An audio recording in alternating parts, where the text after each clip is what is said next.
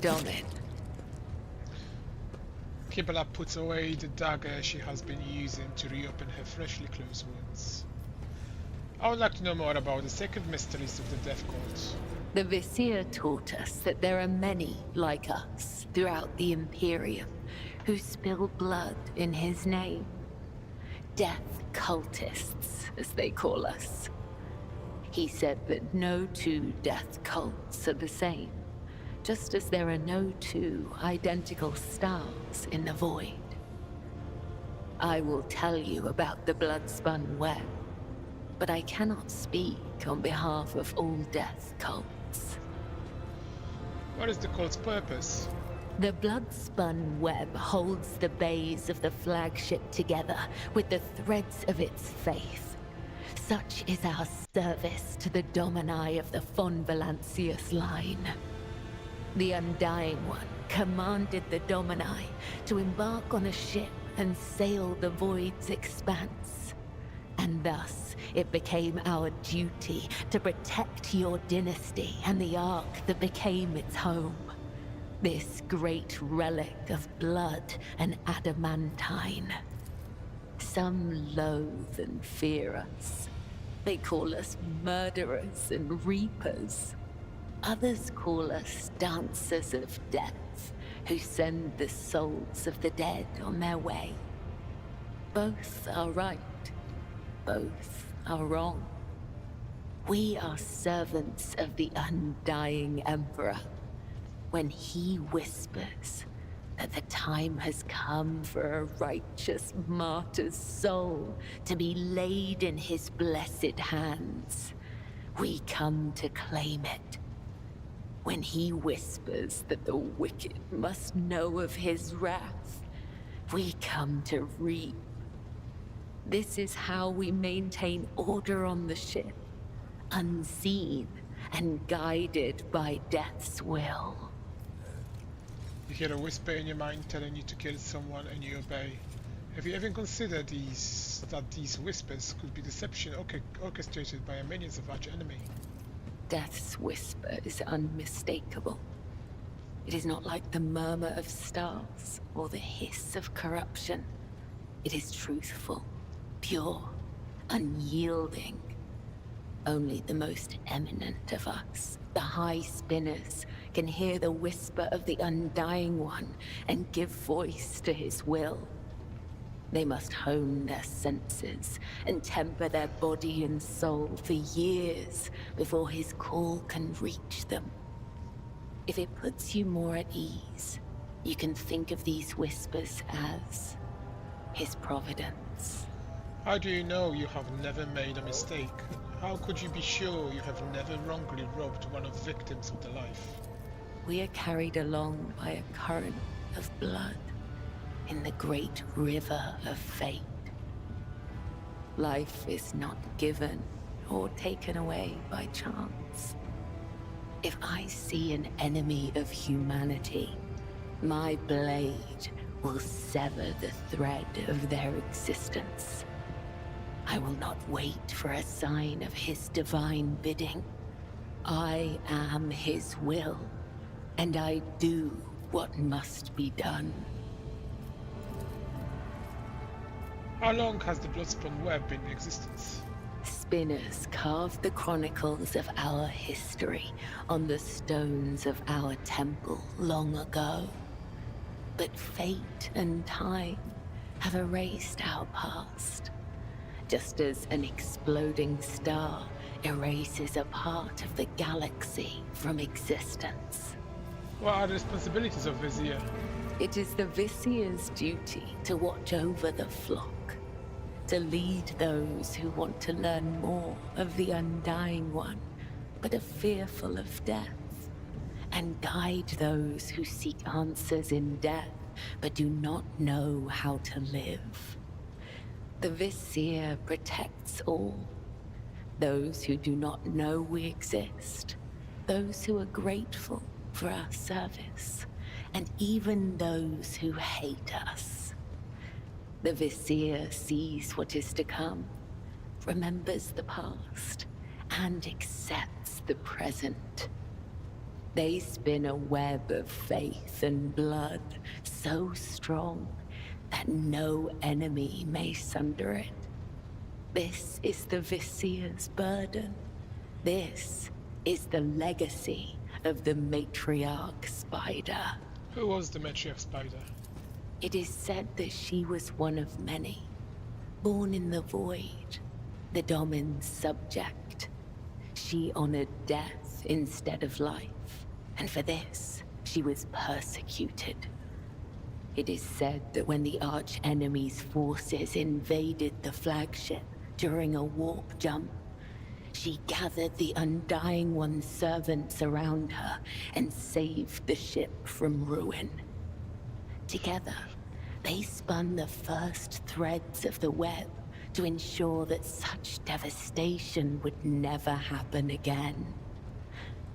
It is said that she was strong and indomitable, but as the years passed, her heart became as stone, and thus, the Undying One whispered her name to the one who would become the first Vizier of the blood-spun web.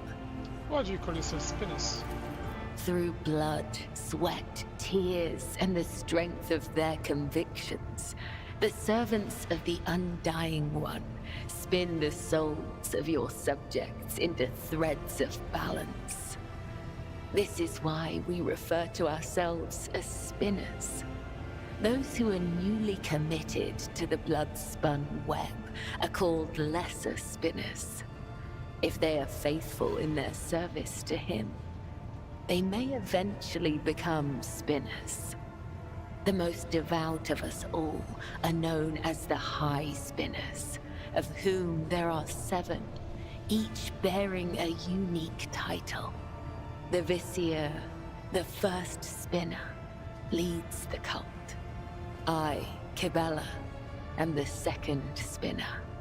The third spinner's name is Io, and there are 4 more. You say the good emperor is deaf. There are some who might find the comparison blasphemous. The Undying One is death itself.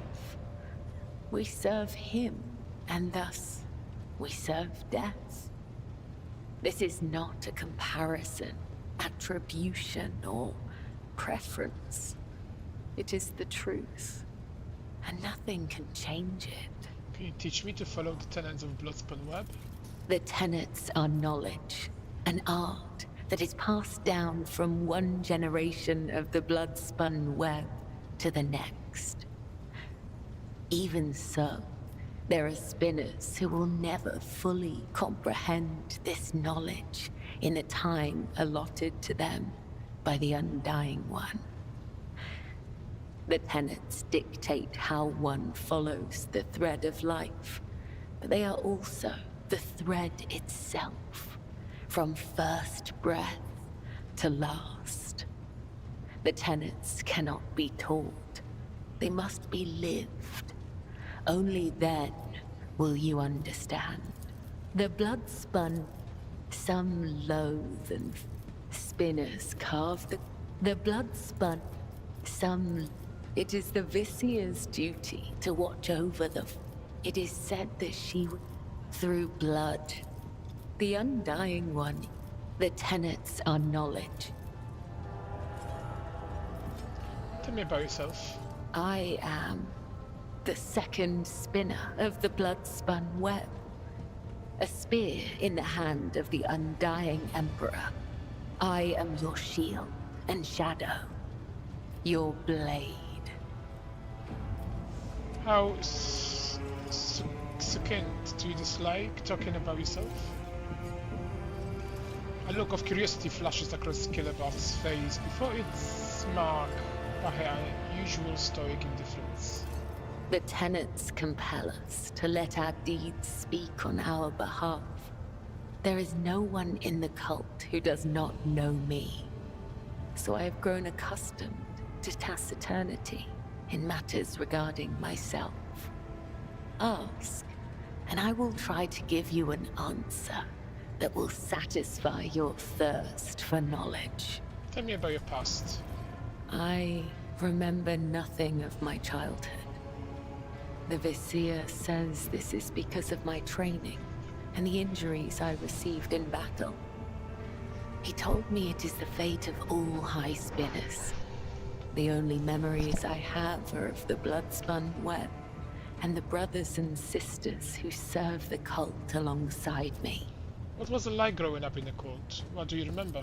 When we were young, we would sew our eyes shut and wander through the bays for months at a time.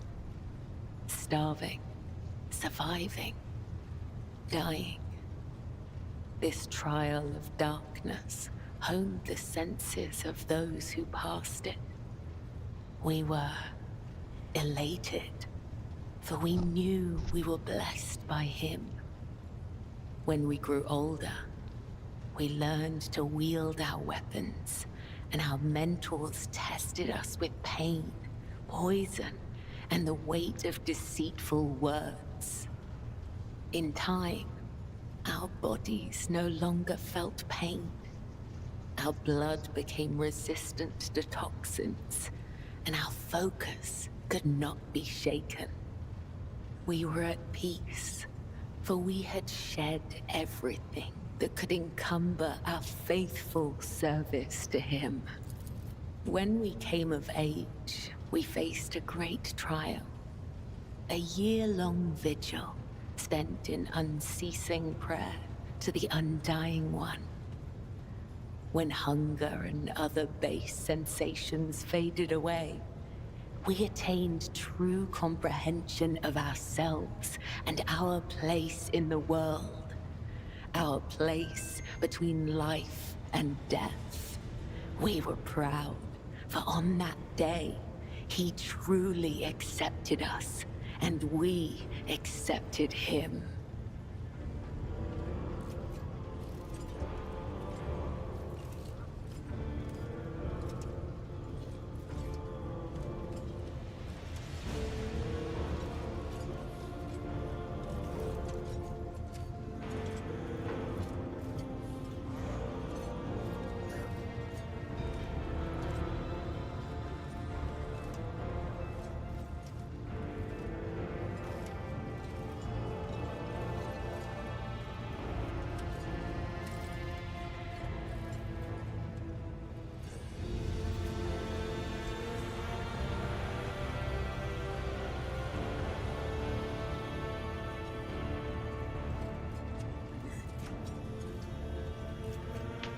Yes, it may be difficult to go through all of that as a child.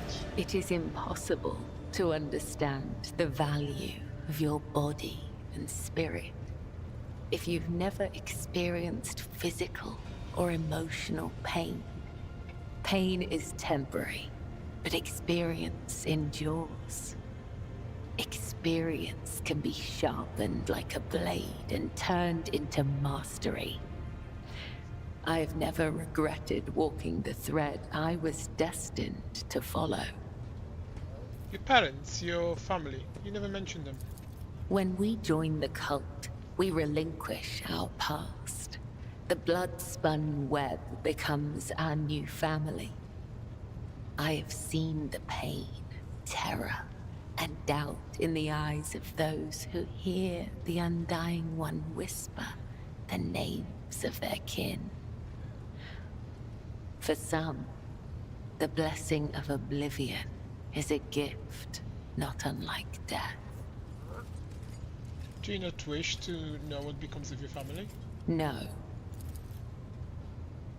The answer escapes Kilavar's lips before she can give it any thought. Upon realizing this, she produces a small blade seemingly out of nowhere and begins to sharpen it with a pointed nonchalance. You may not remember your real family, but are you truly so unconcerned by the death of your fellow cultists? It brings me comfort when my brothers and sisters cross to the other side. The Undying One has called them to his side, so they can serve him in ways we cannot. I presume you have no friends either. Attachment makes us weak. The weak meet their demise prematurely. But such death does not please the Undying One. For a soul must not be claimed before their time has come. It is true that spinners occasionally cross paths with those outside the cult, but such paths always diverge in the end. We may walk the same road together, but we are nothing more than temporary traveling companions. It is similar for those of your retinue. Our threads may intertwine for a time, but all will go their separate ways, as is inevitable. But not you and I, Domin. Our threads cannot be unwoven, and only the Undying One will end my service to you. Know your enemy and prevail in battle. Know your ally and prevail in war. Do you really feel no pain at all? You can see for yourself. Kilabara removes a small leather pouch from her belt and opens it to reveal several instruments of torture. What are those? Tools for tempering the flesh. If a spinner neglects this practice for too long, their body will weaken and their sensitivity to pain might return. If it does, they will feel the overwhelming agony of every wound they have ever endured and go mad with torment before the Undying Emperor whispers their name. Tormenting yourself almost seems to give you pleasure. Is it possible to experience pleasure if one feels nothing? Very well, let us see just how impervious to pain you really are.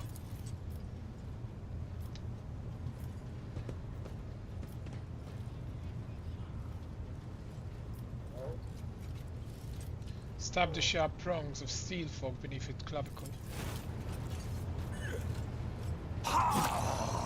You have found an interesting use for this tool, yet it still serves its purpose. Piece of skin with several chain hooks. The flesh remains untorn. Drive the long needle Good. into her eye socket. The purpose of this practice is to fortify the flesh, not to mutilate it. That is enough. My body may not feel pain, but it still requires rest. Thank you for helping me in my practice, Domin. You have gained a deeper understanding of the tenets today. Do you have other questions? If fighting is unique, do you think it is something I can learn? Your body will fail you, Domin. Your bones will break. Your tendons will snap. Your heart will stop. Our rituals of self-perfection are unending. They demand absolute dedication and decades of special training. However, if you devote the next 30 years of your life to its study, you might be able to learn the basics. It is not difficult to speak the truth. Did you ever met Theodora von Valencius? I met her once when I was young. The Vizier saw a serpent hiding among those close to Domin Theodora, ready to sink its fangs into her throat. I was ordered to find the serpent and sever the soul from its body.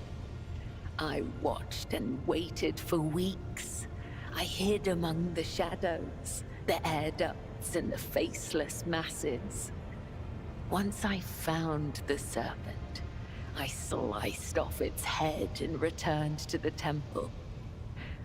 I doubt that Domin Theodora ever saw me, but the 3 ritual cuts I left behind on the body let her know that this death was pleasing to him. They sent us a grand feast from the upper decks before the cycle's end. We gave it to the hungry. He always addresses me as Domin. What does that word mean? The Gothic we use to communicate is different to that spoken on the upper decks. Domin has many meanings. Giver of life, Lord or Lady of the Ark, and Shadowless Sun. The matriarch Spider gave this title to the rogue trader who allowed her to form the blood-spun web. We use other titles as well. For example, Venai means Master of the Immaterium, or Watcher of the Veil. Vil means one who must go to the other side. Amig means one you can trust in battle. If the Undying One whispers my name, will you carry out his will?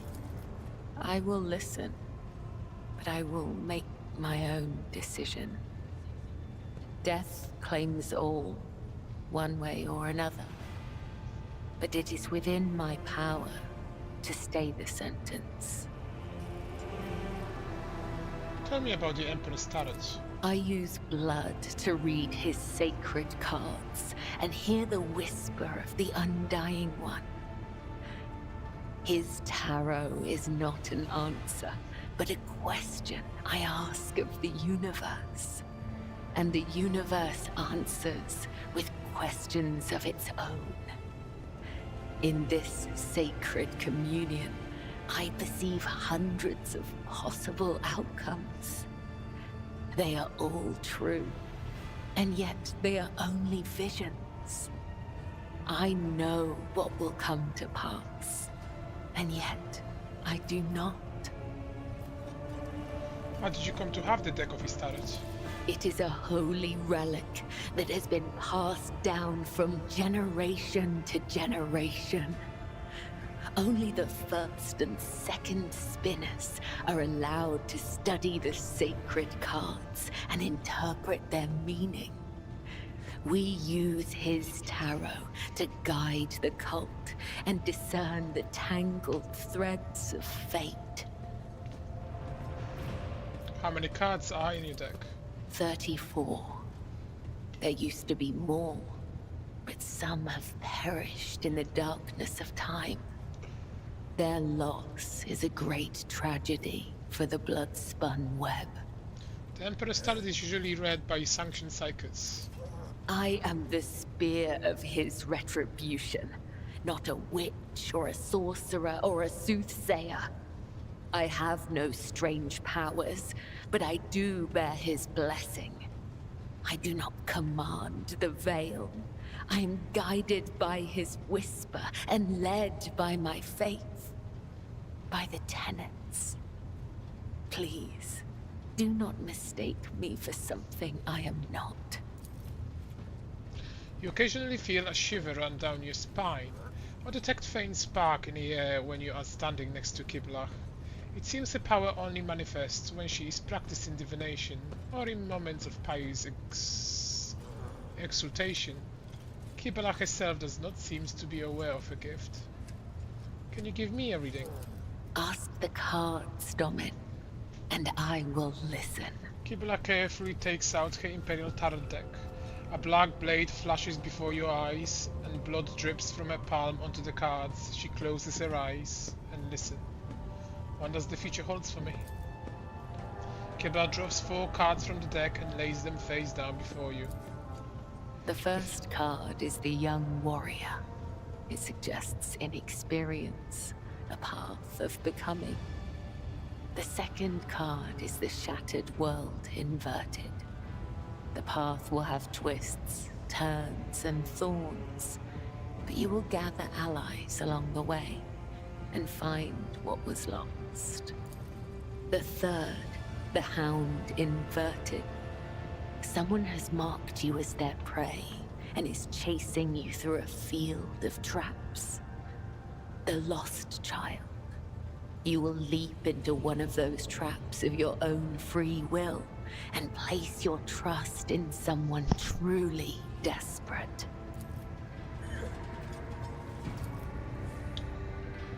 You torture your own flesh. What is the meaning of this ritual? Torture?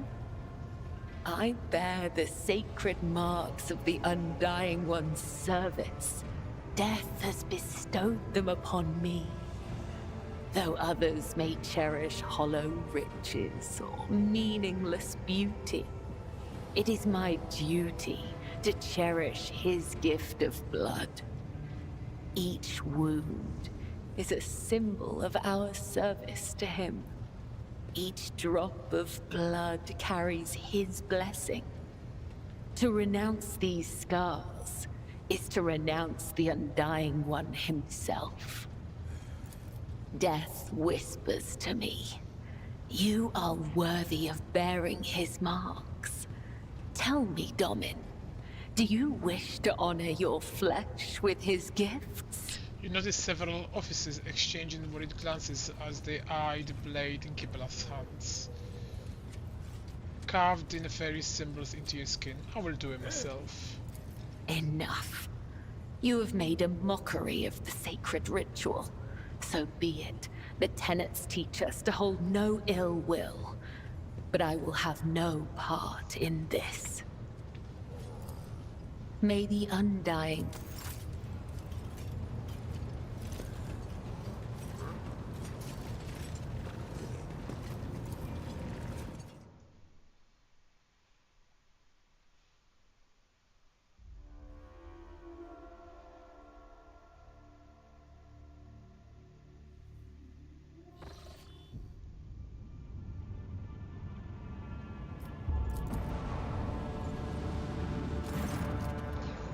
Lord Captain, sorry to disturb you.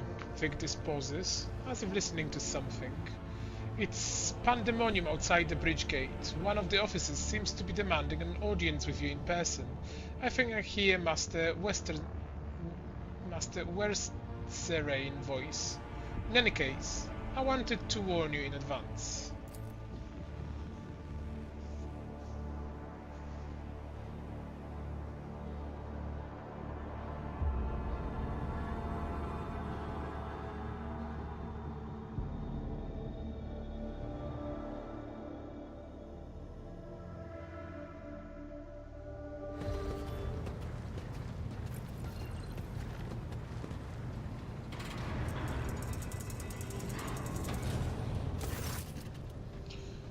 The everyday sounds of the bridge are disturbed by voices raised in anger. Abelard's voice, the loudest of all. This is not the conduct of an officer. These are the antics of a highborn brat out of the lark. Explain yourself, Lieutenant. The young woman standing before Abelard strives with all her might not to quail under the onslaught of her superior anger. She falters, but then manages to look at him in the eye and says, I apologize, sir, but I must speak to the Lord Captain. Very well, Lieutenant, you may address the Lord Captain, not least because I see you have already seen fit to disturb him. Your unauthorized appearance on the bridge and display of belligerence towards the high-ranking officer will be logged on your personal file without delay. Lord Captain, Lieutenant Avril Lavent, requesting permission to speak. Vent falls silent and then adds rashly, on a matter of extreme importance and urgency.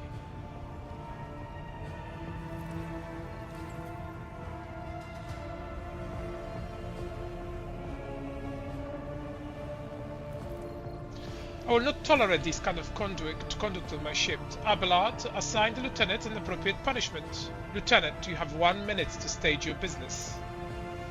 Yes, Lord Captain.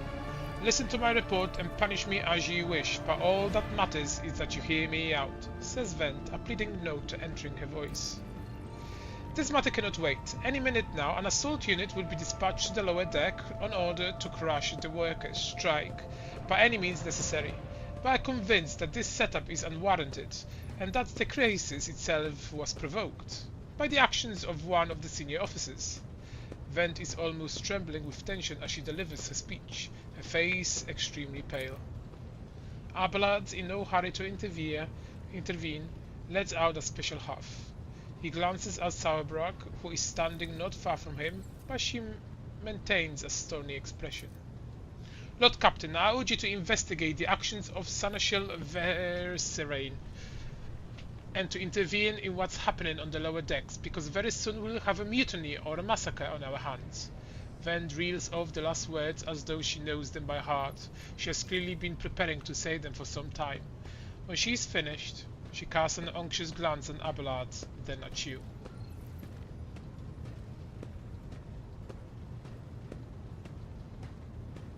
There is an insurrection in making aboard my ship and no one has informed me.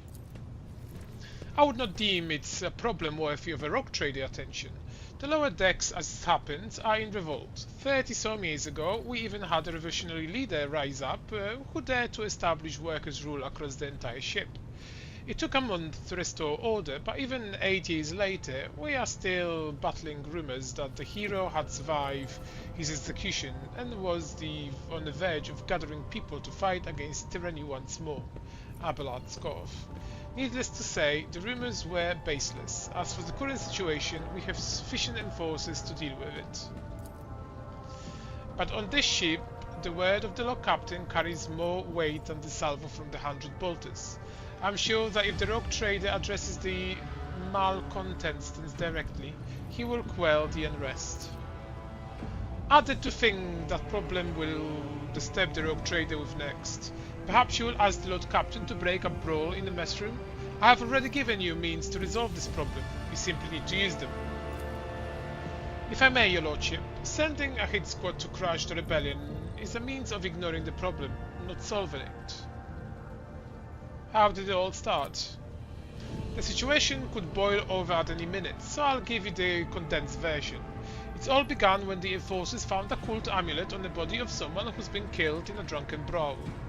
We reported it up, the chain immediately arranged for a cleansing rite to be performed, and opened an investigation. No heretics have been found alive, but the search has brought tension between enforcers and workers to a head. And where does Seneschal Abelard come into this? I shall explain, Abelard intones grimly. I beg you to hurry. Time is running out. I will not hurry. Since my competence is under scrutiny, I shall speak for as long as I see fit.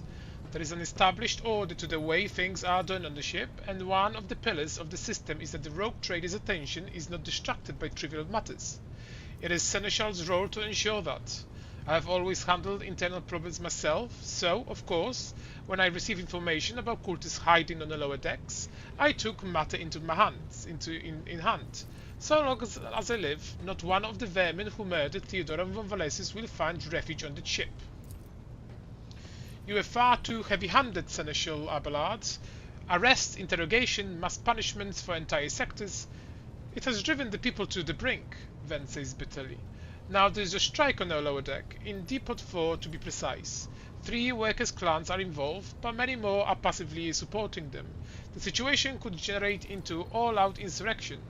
But when I reported my concerns, the only response I received was an order to dispatch an assault unit and crush the strike with maximum force. What Depot 4? Depot 4 is one of the poorest sectors of the lower decks. It is the home to clans of general labourers. They are not as valuable to the ship as the families who have served its specialized system for generations. They are an easily replaceable resource, and one which is now, more besides, giving succor to the cultists and minions of the arch enemy. Depot 4 is poor and troubled, but worse, that means drunken fights and illegal rodguts brewing. We have handled the workers of Depot 4 in the past. We would have done so again if the crackdown of Depot 4 hadn't been so harsh. And another important point to bear in mind, the problem is not limited to this sector. It is locked on one of the most populated lower decks, and everything that happens there has a knock-on effect on all the neighbouring sectors.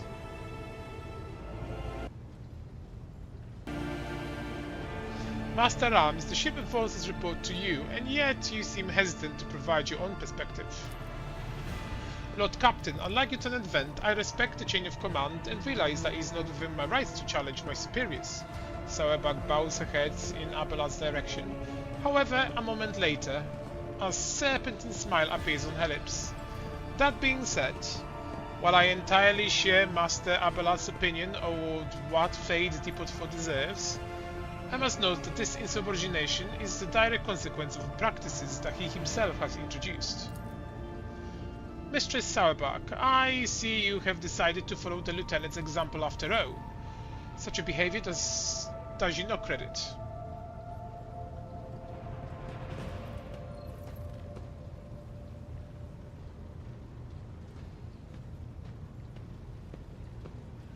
Sauerbach, explain yourself. The ship regulation states that the Master-at-Arms is responsible for resolving all matters related to the ship and forces. And yet it is no secret that the Seneschal has a tendency to show partially. These enforcers are officers whom he has deemed particularly promising, are at times given permission to approach him for tutelage. I cannot deny Master Abelard's experience and insight. The Seneschal has a record of fostering students who have indeed achieved much and demonstrated impeccable performance. However, extending such patronage over the head of the immediate superior encourages disregard for hierarchy among your lordship's servants.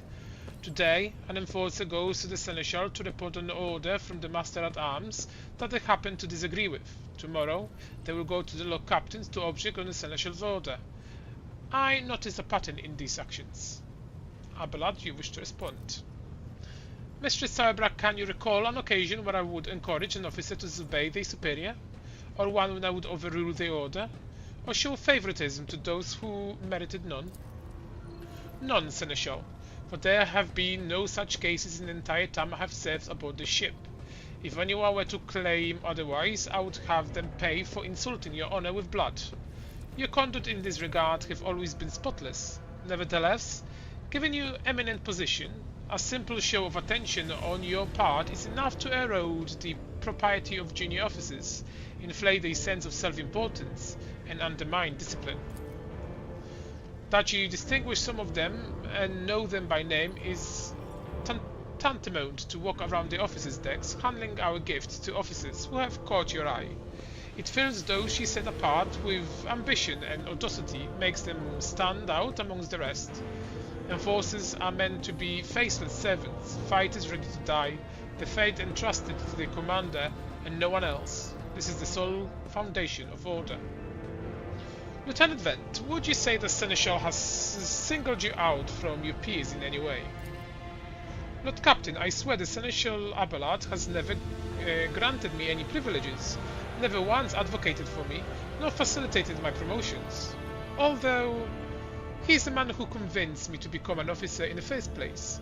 He has offered me extensive guidance in my service, for which I am grateful to him. And while not all my fellows receive such attention, I know of at least a dozen fine officers whom the Seneschal keeps in his sight to ensure that they continue to strive. To prepare a new generation of the dynasty servants, to instruct them, and to separate those with potential from those who have exhausted all it. That is my duty as Seneschal. The ship has bays worth of pilots, enforcers, officers, technicians, and stewards whom I have raised personally. By the throne, every third person standing on this bridge right now was my student at one point. I see. Evidently, my officers are anything but shining example of unity and adherence today. I have only myself to blame, I suppose. But what do you have to say about all of this? I see no need to add anything. I acted with the remit of my authority, guided exclusively by the best interest of your protectorate and your personal safety. If you wish to confirm the rectitude of my action for yourself, I have no objections. For my part, I urge the Lord Captain to go down to the lower decks, stop the assault unit, and speak directly to the people. You will see that they are not lying or harboring heretics. That way, you will stop the uprising before it begins.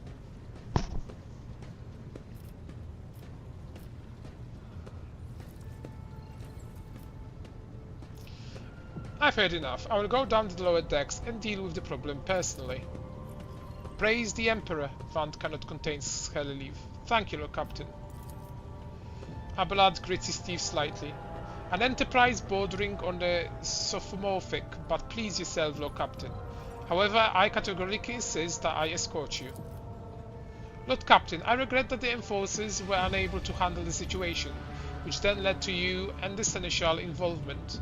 I consider it my duty to go to depot for myself and see the expedient resolution of this incident.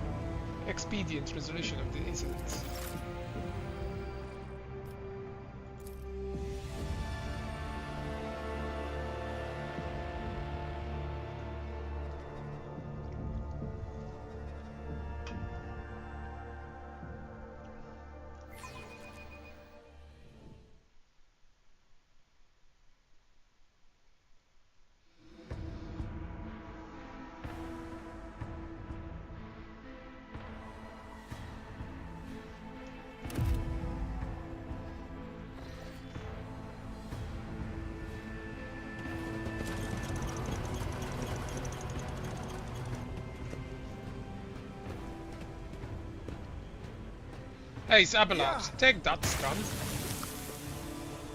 Who is it? This is all your fault. All of it.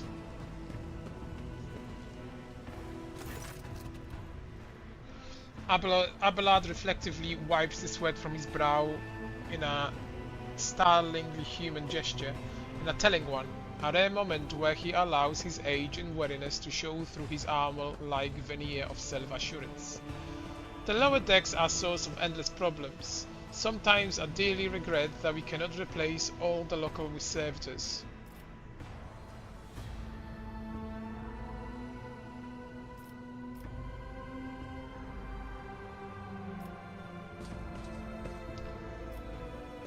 The people dare to disrespect a senior officer? They would not have a chance to express such disrespect if we were not here, and if the situation had been dealt with by the relevant officers. Abelard grimaces. It is a junior officer worst failing to pass problems up to the chain command. I have never been able to abide it. I shall say it again. It was a mistake to come here on Lieutenant Ven's whim, Lord Captain. I must admit that the lieutenant is by no means the worst material for an officer, Abelard adds peevishly. But in the name of the Terror, the girl is the same age as my eldest great-granddaughter, and she has the gall to tell me how to manage the lower decks and hunt down the cultists.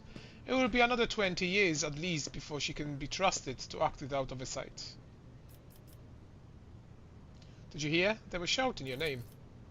Of course they were. The organization of the daily routine life of the ship rests upon my shoulders. The mountain of challenges and problems for which I endeavour to insult you, Lord Captain. The situation on the lower decks has been a cause for concern, and I have intervened personally on one than more occasion. That must be why they remember me. They do not know your face. To them you are akin to a creature of legend. One who has stood on the steps of the Golden Throne, no less. Whereas I am the man whose name is attached to every order docking rations or lowering base heating. Let's keep moving. The world will bow.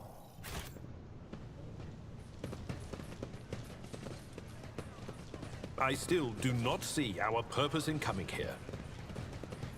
Relax, old man.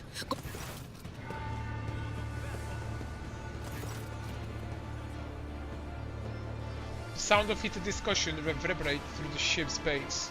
Lieutenant Avril Lavent of the ship and forces is barring the path of her superior Master-at-Arms Jacosta Sobrak, who has arrived clad in armor. Judging by the expression and tone, the standoff has dragged on for some time already and has now reached boiling point. Lieutenant Vent, my patience is wearing thin. I have given an order, now get out of my way.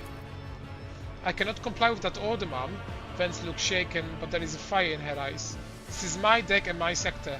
So long as this area remains under the Lord Captain's special oversight, no action can be taken without my express permission. There are only 3 people who are authorized to make me stand down: the first officer, the rock trader, and the Emperor himself. So not all my lessons fall on deaf ears, Abelard mutters in crabby approval. He does not clarify whether he means Vence, Sauerbach looming over her, or both. Your Lordship, noticing you, the 2 officers snap an attention and salute, their subordinates following suit a moment later. What is the situation? Your Lordship, my people have locked down the bay where the strikers are included their leaders. We have the situation under control as far as resources allow. Under control, Lieutenant? I came here to lead an investigative unit, and what I see, the rabble is on the verge of mutiny. There is nothing to investigate. This simply calls for immediate repercussions and firing squads. And you, Vent, are a step away from facing charges yourself. We encountered some locals on your way here. Their conduct was outrageous. They even tried to throw things at us. Vent's gaze is full of worry and regret. The people are getting desperate, clearly. They saw the assault unit and they decided they had nothing left to lose. I mean, I apologize, Lord Captain. It is outrageous. I'm sure the people simply didn't recognize you. It wouldn't have occurred otherwise. We will deal with them once the current situation is resolved. Is that all you have to say? Are you sure you're worthy of an officer rank, Lieutenant Vent?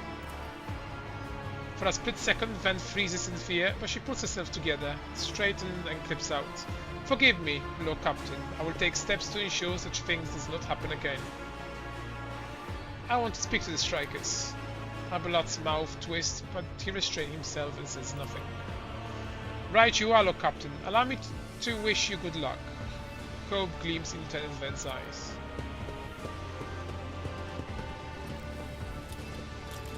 The world trembles beneath my feet.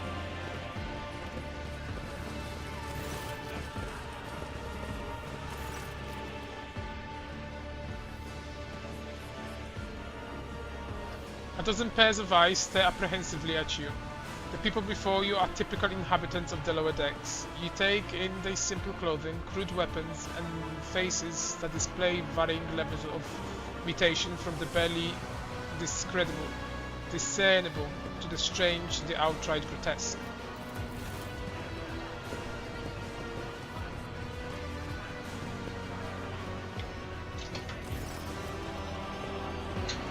A whisper passes through the crowd, and you detect a mixture of fear, astonishment, and joy in their actions. Finally, 3 people break away from the crowd, an elderly woman and 2 men. These must be the leaders. They bow clumsily before you. Lord Captain, you have come down to us. We were attacked on the way here. How do you explain that? Here's an explanation for you. The people have been pushed to their limit, and now they are lashing out. As if we don't know that these top decks units are being sent down here, like the one there that lieutenants won't let pass.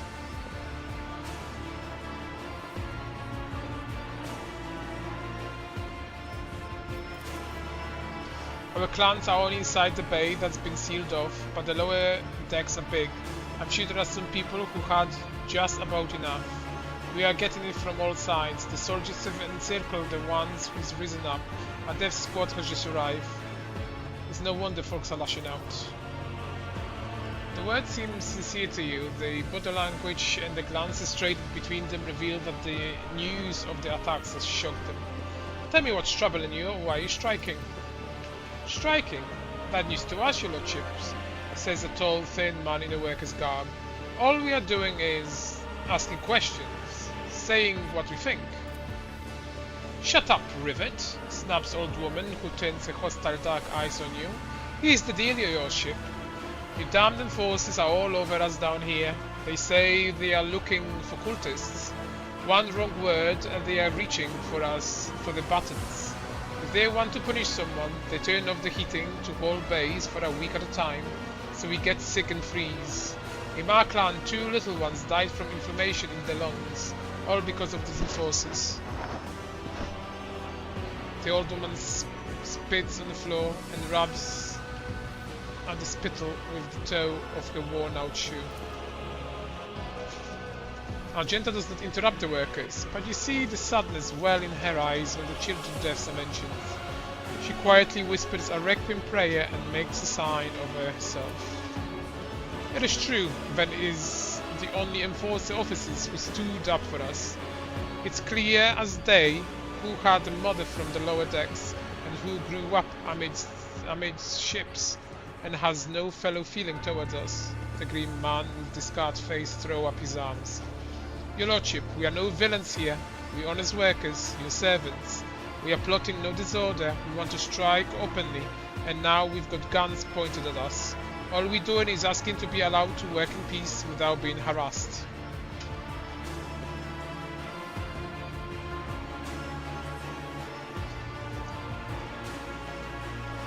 The prosecution started apropos of nothing, you say. I was told that one of you was found in possession of cultist amulets and that there are heretics hiding here. A cultist amulet? What's that? The Go-Gao they found on a dead drunkard? It was something evil or forbidden, we sure didn't know. The enforcer just said they were looking for heretics among us, and anyone obstructing the investigation will be punished. But how could there be heretics here? We know our own people. There have been no new faces around. Definitely not. And if there were, we'd be the first to report them. And as for this amulet or whatever it is, they took it over a dead body. There are no cultists still breathing in our sector, that's for sure. But when the fight broke out, some enterprising fools looted the bodies. The boots they came back with, nobody ever thread his deck in boots of fine. I'll tell you that. Seems to me that the cultists have better commanders than us. Oh yeah? Those boots really were fine. And there was no harm in taking them, right? As for the amulet, it must have been pocketed by someone who didn't know any better. We don't need any amulets around here. We all worship the Emperor, and when we awaken, we bow down before the machine spirits of the League of the Small Transformers and the Servo Motor. The same ways my grandfather was taught 100 years ago by the tech priest who came calling. Believe us, your lordship, we are people of faith. Naive children. Weren't you taught from an early age about the dangers of the arch-enemy creations? Weren't you warned that the unfamiliar object could be one of them? We're told, Holy Sister, but it was long ago. The last time we saw a confessor in our sector, it was just after I'd saved my third little one. That is regrettable, but you cannot lay the burden on leading a righteous life on the shoulders of the Holy Fathers. Who will you blame when beasts crawl out in these amulets you stole from the heretics? The Holy Father who was not there, or the scavenger who brought evil down on himself and his neighbors?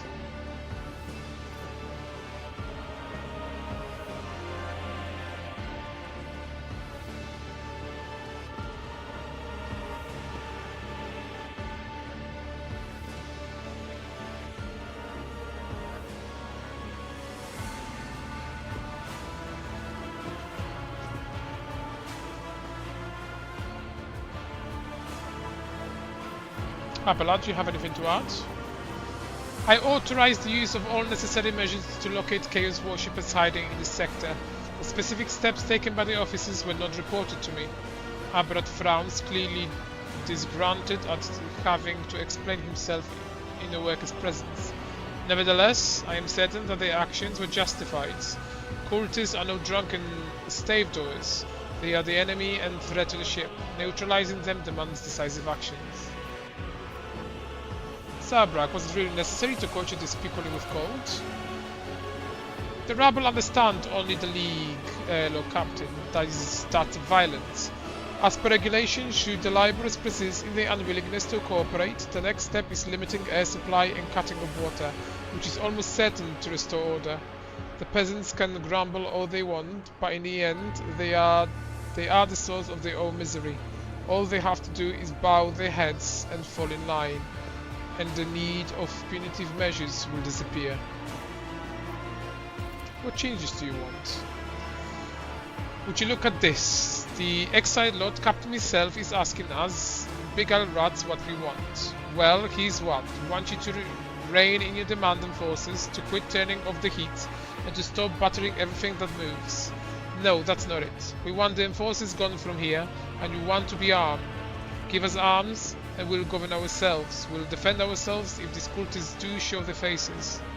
I've been leader of my clan for 20 years now. Getting rid of these club-wielding thugs can only improve things around here. You've gone too far, old nun. They never let the maggots of our lower decks live without the enforcers breathing down our necks. They probably even insist on enforcers on the upper decks too. As for weapons, what do we need them for? For the first day out, we'll have someone shooting their neighbor out of stupidity or drunkenness. We don't need that. If the enforcers stop hassling us, that will be enough. In return, we'll find the scavengers who robbed the cultists' bodies and we'll talk to them, one lower decks to another. If there are any more of those damned amulet about, we'll hand them over to the enforcers ourselves. You speak for yourself and your clan, and I'll speak for mine. I don't want empty gestures, I want real change. They promise us the world now. As soon as the Anointed One turns his back, these brutes will be on us even harder than before, all because we dare to speak out.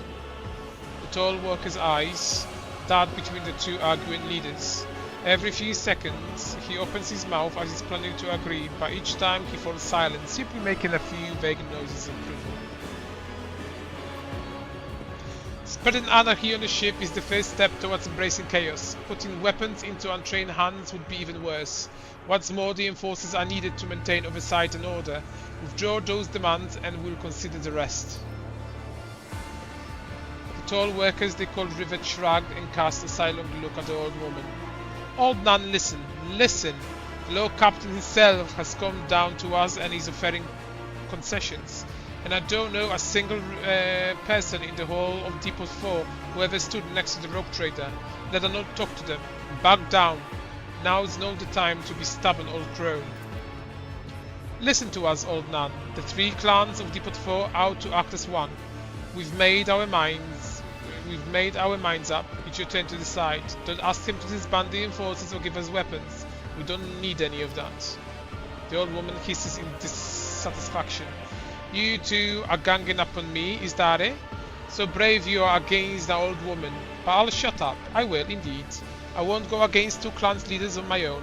If you want to make a peace with the enforcers, make your peace. That's great, just fantastic. Look, Captain, we all agreed.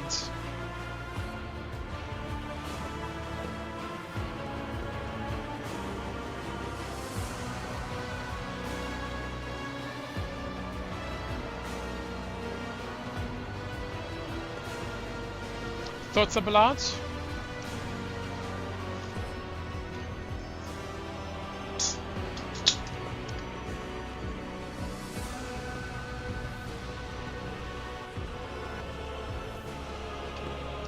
The story about going scavenging for boots and accidentally picking up the heretical amulet doesn't convince me. These people were moments away from rebelling and possibly becoming minions of the archenemy. We must not give them what they want, even if they did acquire something innocently, purely out of their own stupidity. That does not mean they are not tainted with corruption. What begins as petty thievery can turn into a far graver problem. I have seen it before. Abelard's face darkened momentarily. In my second war, there was a sergeant in the Imperial Guards regiment that was stationed nearby. The stranger took an ordinary pocket knife from the body of the heretic, and his whole unit lost their lives for it. When they finally managed to break into the barracks, they found not a single survivor, only the pocket knife, which had grown through all the rows of beds like the metal choking vine. So, when it comes to scavengers, malcontents, strikers, or whatever they will turn into next, my verdict is simple: give them no quarter. Master at Arms. Give the rabble a grox, and they will take our agri world, Lord Captain. They only understand brute force. I will interpret my concession as a sign of weakness. Giving them weapons and recalling the enforcers would be a folly. I would only be a matter of time before we had a full-scale mutiny on our hands.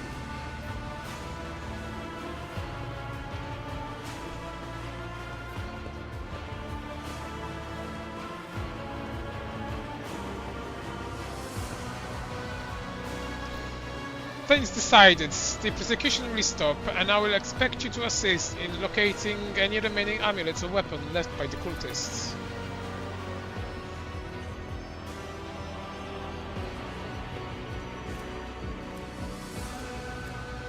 Your Lordship, thank you. You have not abandoned us lower deckers. You came yourself and settled everything. I'll tell my grandchildren about this. Of course, Your Lordship, we'll root out any nasty business faster than the enforcers, and we'll leave no stone unturned.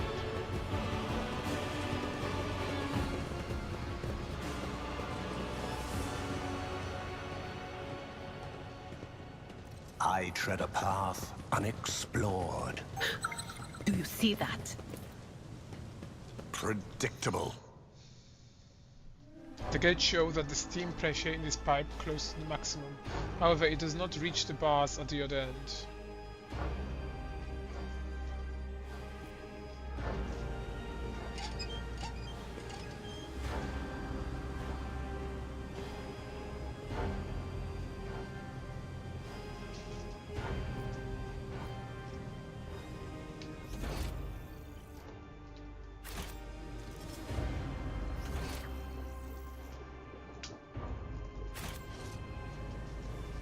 Embrace true power.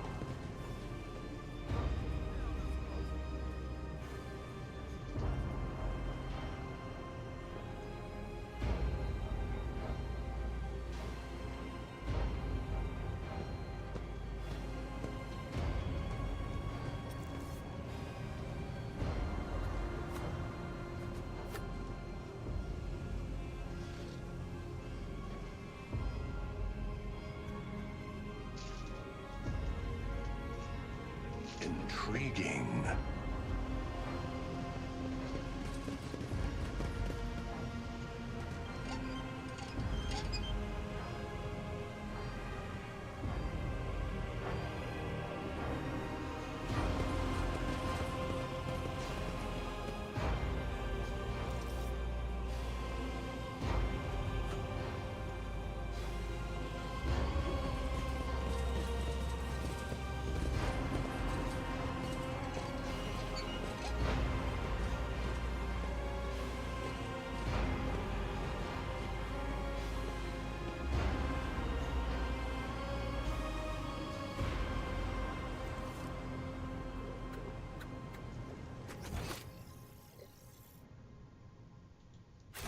The world will bow.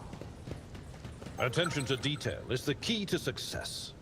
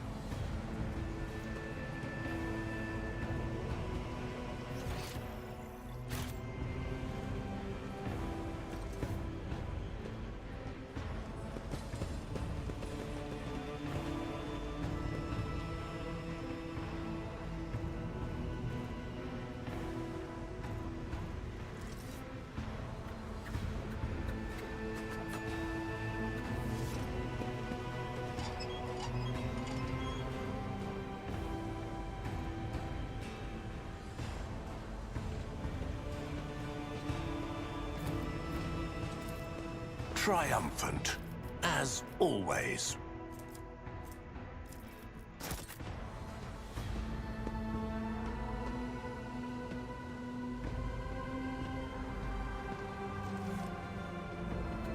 The world trembles beneath my feet.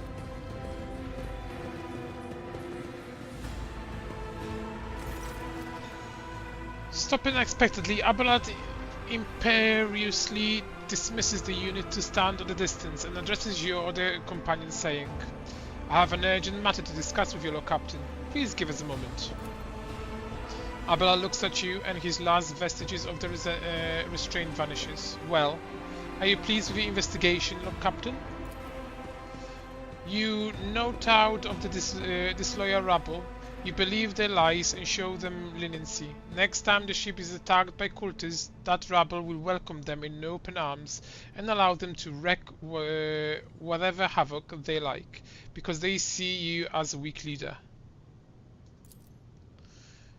Is that how you see my future in the helm of the Von Valensis Protectorate?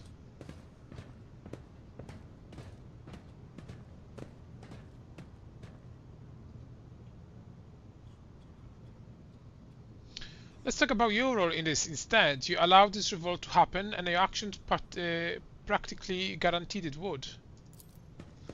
I would have handled the situation myself had you not decided to intervene, Abelard says irascibly. Remember, O Captain Theodora? Do you remember, O Captain Theodora? Do you think she ever set one slipped foot on the lower decks? No, she did not. Such matters were left to myself and the junior officers. While she dedicated herself to the grand design for the Protectorate, as any true strategist and rogue trader out.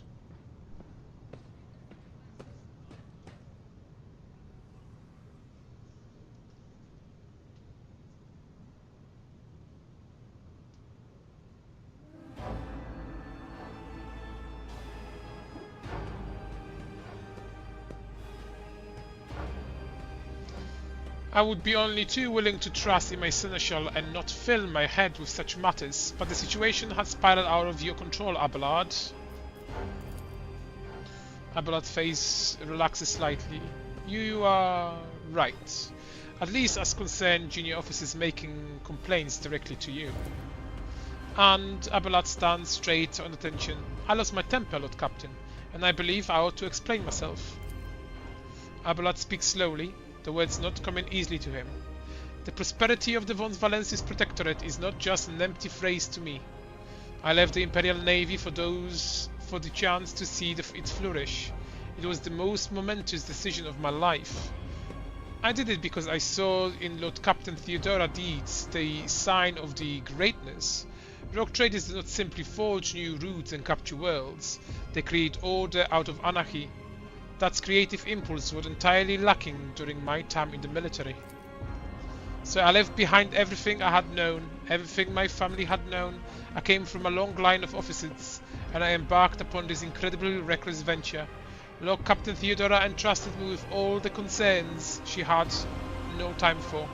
She would go off on her flagship for long periods to distant frontiers, on scouting voyages, and the advancements of the entire Protectorate rested on my shoulders. And then suddenly, everything that had been built over years and years began to quake, rattling like a flimsy hangar on a seismically active world. One of the senior officers betrayed us all. The rogue trader was killed, and who knows what is happening to the planets. I tell you this honestly without fear of appearing weak. All this has come as a grievous blow to me. I am not panicked or grieving because I cannot allow myself to panic or grieve. I am duty-bound to aid the new rogue trader, to aid you, to find your footing as quick as possible. And to do that, I must insulate you from problems that in the past have been dealt with by tried and tested procedures set out in the ship's regulations. Procedures that were established long ago and have functioned smoothly for decades cannot suddenly be deemed excess to requirements.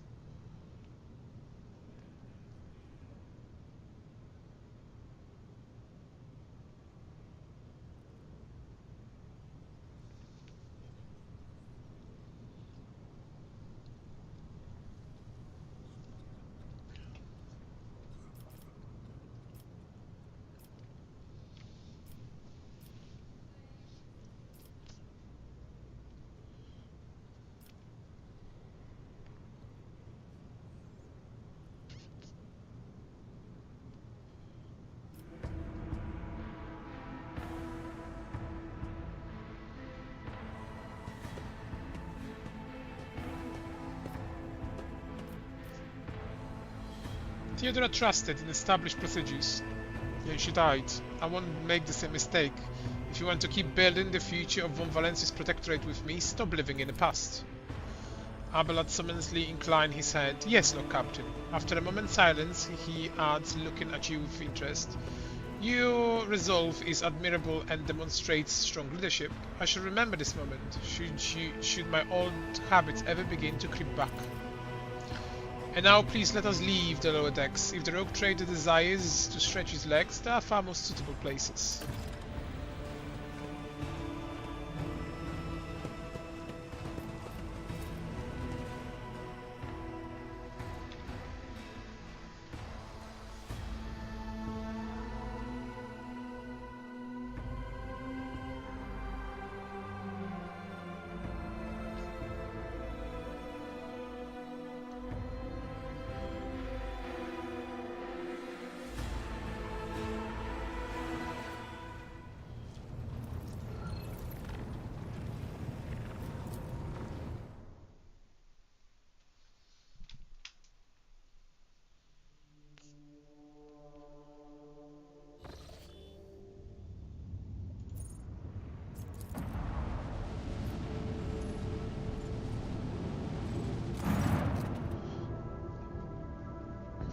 The Vox crackers to life. A master helmsman Raver addresses you.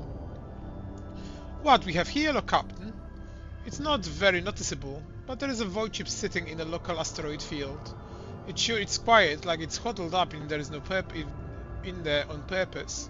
It's not like I'm surprised. The thing is more scrap heaps than ship at this point. Somebody sure went to town on it. We are registering critical damage to the hull and the pressurization of several compartments. Oh, there is incoming transmission now too. Hear us, the Vox transmission hisses and abruptly cuts to static. Do not require assistance. Pete, do not require assistance. Copy, the Vox relays a different voice. Keep following the passers-by, won't they? Protect us. Look, Captain, I'm told our August cannot determine the allegiance of the vessel. To be brief, there is an identified and badly damaged vessel within the asteroids field near the Raikariphilia colony that is refusing help. Which, not to put too fine point on it, has not yet been offered to them. Raver, can we establish communication? Let the vessel identify itself. Yes, Lord Captain. The connection is established. Unknown vessel, we are receiving you. Identify yourself, I repeat, identify yourself. For a brief moment, the Vox only hisses and snaps, and then several voices at once start shouting over another. Do not tell him. We are done for. This is Thunderfang. We are... One of the voices flutters uncertainly and is replaced by another. A merchant vessel. Do you copy? We are privateer. Chant vessel. A merchant vessel, of course they are. Damn my stupid head. Where did I hear the name before Thunderfang?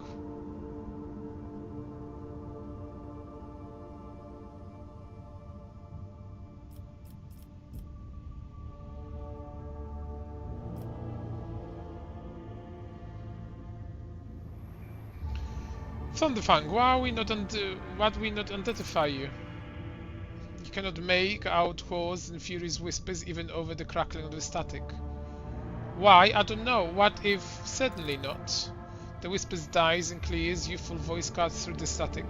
Our vessel is badly damaged. In preventing the correct identification, we assure you, careful merchant vessel, Thunderfang does not require aid. Raver, damage report to the unknown vessel. Telemetry show multiple hull breaches, most likely caused by the guns of the combat ship. Several compartments are leaking air. The bridge has been almost completely obliterated. 2 of the engineers are critically damaged. Somebody gave them a thrashing so solid they barely managed to limp away. Thunderfang, your vessel is badly damaged. What happened to you? The Vox responds by bursting into a cacophony of sounds, words, and emotions. Someone chuckled bitterly, another swears with some foul expletives, and yet another hisses, furiously demanding that the other shut up. You manage to make out little from all this noise. We are just flying, minding our own business. Straight out of the blue and open fire. Miracle we could get away. Emperors protected, and then more fire. Who? Void only knows. Roasted our tail, bombed everything. Our folks are left without our help. We need to get them. So the fact, stop playing games and explain again what your business is here, and this is the highly recommended the truth. Happy now? What have you done, idiot? It's too late now. The Vox channel is again filled with the angry whispers of several voices. The whispers and static are drowned out by the clear and slightly frightened voice. Do you copy? We are from Fellow of the Void. We did not come here to loot, on a different business, to help out our out of jail, to not hurt lease. We already had our chronos cleared. How about striking a deal? Our hold is full of plunder, I mean goods. In case you are unaware, or Captain, the Fellowship of the Voice is the disobeying assembly of several dozen pirate factions in the Coroner's Expanse. They consider themselves above regular heretics solely because they sometimes have vox conservation with those whom they are about to board. Were it up to me, I would make them eat a salvo from the macro cannons to shake the scum loose from the decks. They certainly deserve it. The honeyed voice of the High Factotum interrupts the translation with a polite cough. I would wait on destroying the vessel if I were you. Although the moral aspect of their livelihood do cause some awkward question, the Fellowship of the Voids remained a major supplier of goods to the local market. Perhaps you will find dealing with them acceptable, especially in situations where performing a warp jump is impossible.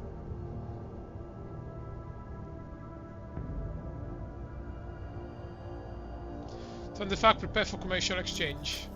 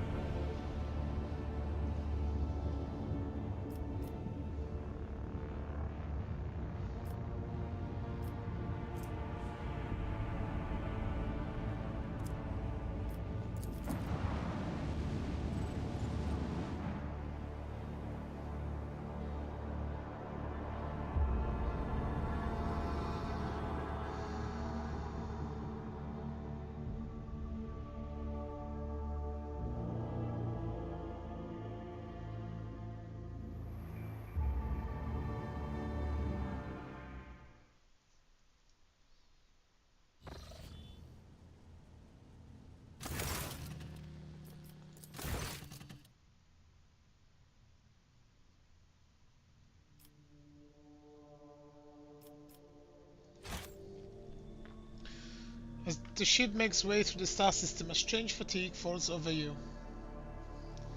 Your eye grow heavy, and the quill you have been using to draw up another order falls from your hand. You raise your head with a start. Someone else is here, in your study. You start up and stare at the dozens upon dozens of corpses surrounding you. Among the numbers, you recognize the disfigured and bloodied faces of those who died on a ship's bridge and those you met in your previous life. How is this possible? Where are the enforcers posted to stand guard?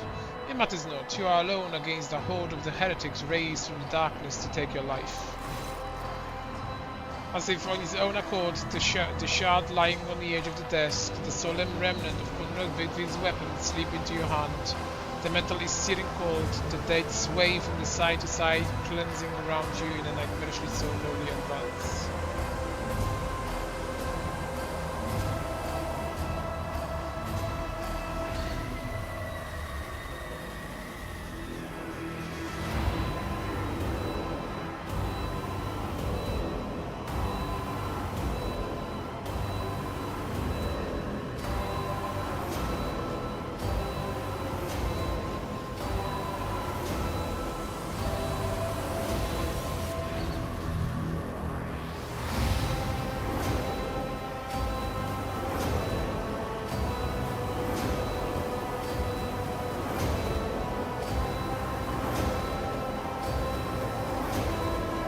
Kneel before the road traitor, your lives belong to me. All you hear in response is an unmistakable voice. Whispers, moans, and derisive laughter. Anger ignites your chest and you clutch the shard which ravenously bites into your palm with its sharp edge.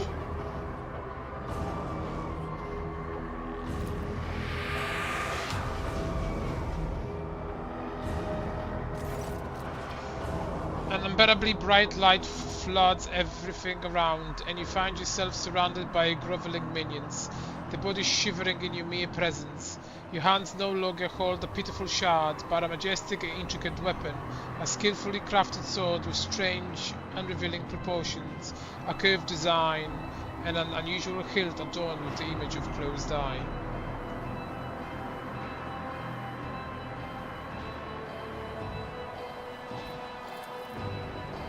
The air opens wide, revealing a gaze so ancient and dark that it steals your breath away. You have left this gaze before, there on the bridge, and the voice that appears in your mind only confirms your guess. The tapestry is woven, the path is chosen. Accept your fate, champion. I am the sword master, not servant, remember that. You feel the sword immense weight pulling you down. You resist its will for a moment longer before collapsing to the ground to the sound of odious laughter. The strain is such that you fear your back could break at any moment. Vogue, the first dawn is hereby woven into the tapestry of fate. Seek the second dawn in the hands of she who raises above its future dominion. The former aspirant fell, and thus the new one will become the chosen of the weaver of destinies. Make mortals serve you as the god and become a vessel of the edge. You awaken from the vision, kneeling before your desk, clothes drenched in sweat and with a sour taste in your tongue. Your head is ringing, and you struggle to recall those faces and the images of the sword in your hands. Only a deep cut on your palm and a bloody shard lying on the floor remind you of what just transpired. Pick up the sword. You reach your shaking hand out to the shard, now slippery with blood. You wipe its metallic surface and stash your treasure under your clothes, next to your heart and a soul forever searched by the great power of the warp.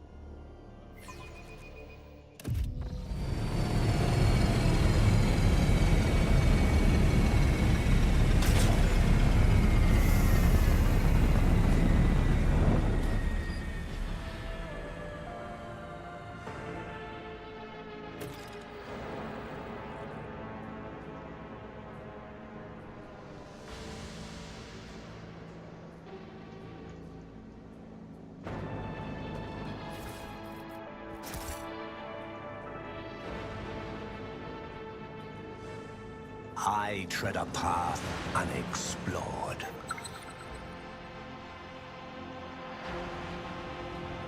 Come in, escort. This is Captain Vilker. Escort, please come in. The pale young woman looks at you with a mixture of hope and disbelief swirling in your eyes. You notice her hand trembling as she clutches her weapon. Who are you? Did you come from the planet? Are you reinforcements? Same teeth. I thought you'd never come.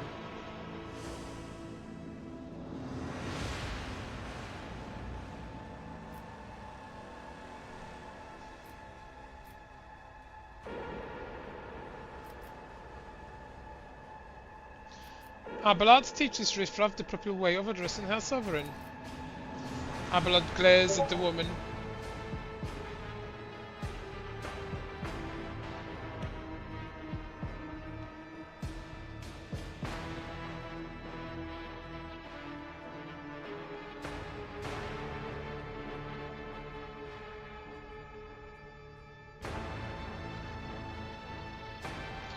Although you are from what I gather, a subject of another dynasty, you would do well to introduce yourself with the proper decorum.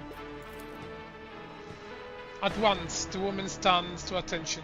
Captain Requel Vekhari, 7 of House Winterscale and the pilot of the shuttle. It is an honor to be getting his lordship von Valencius.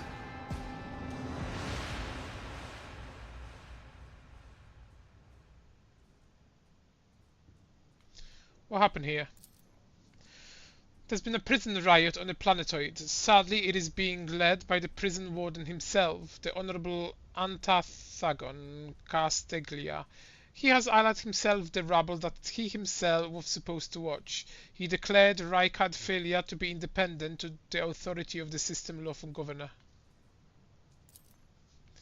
I came here as a shuttle pilot alongside the Honorable Evain Winterscale, son of Caligos Winterscale, rogue trader, vanquisher of Xenos, forever triumphant over the enemies of humanity. She details, enunciating every word of her overlord title. Young Lord Winterscale wished to speak to the warden personally, so he could put an end to his lawless treason.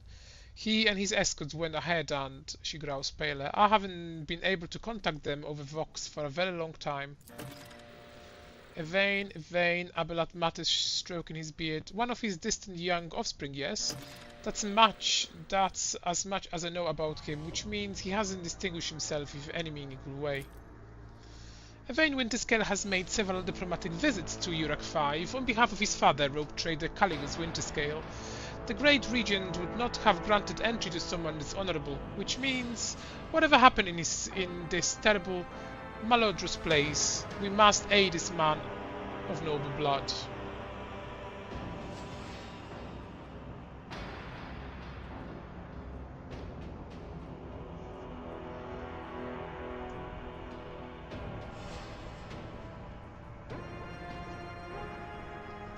Tell me about this planetoid.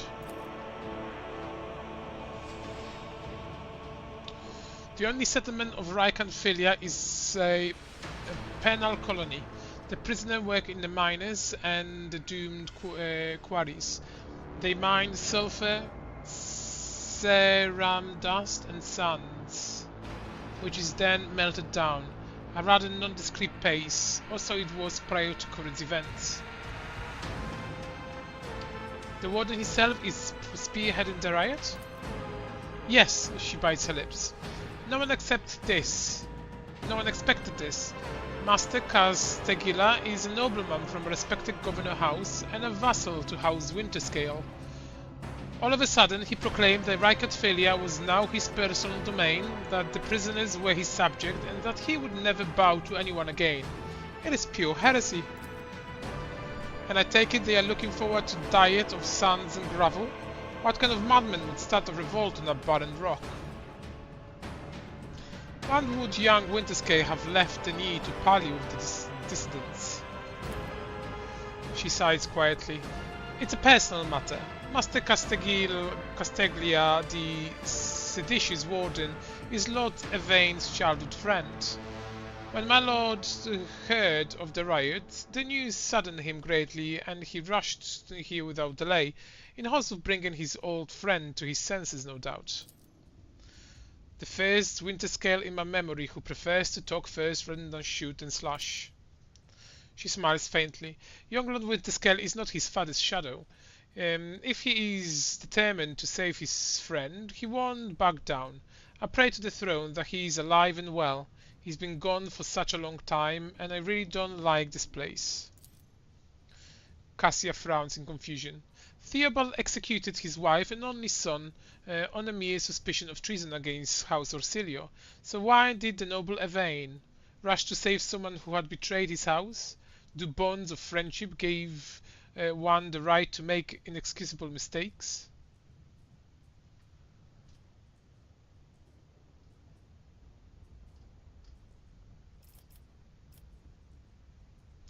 I'm looking for a man named Hendrix van Kalox. Is he here, perhaps?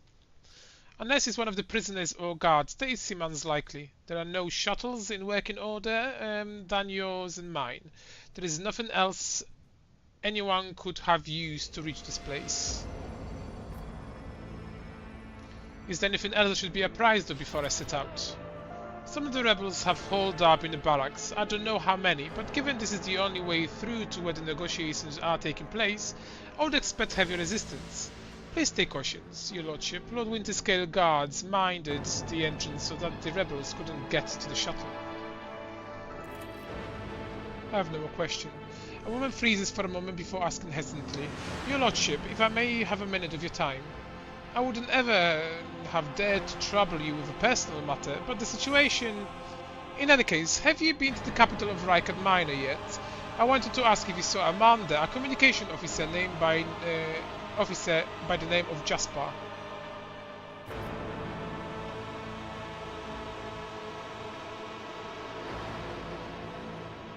What is your relation to this man?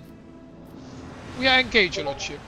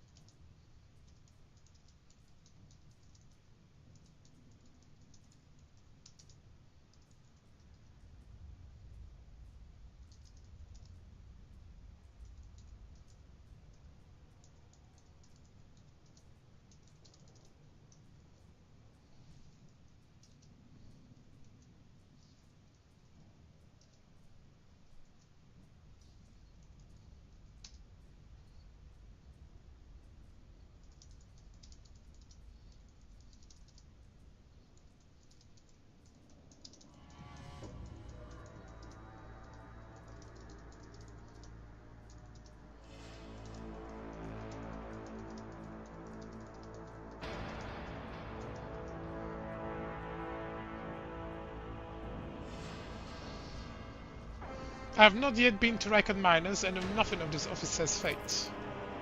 That's a shame. May the Emperor keep that fool from harm. Thank you for your time, your lordship. She bows. You can tell by desperation in her eyes that she is exhausted, frightened, and wishes to be off this planetoid as soon as possible.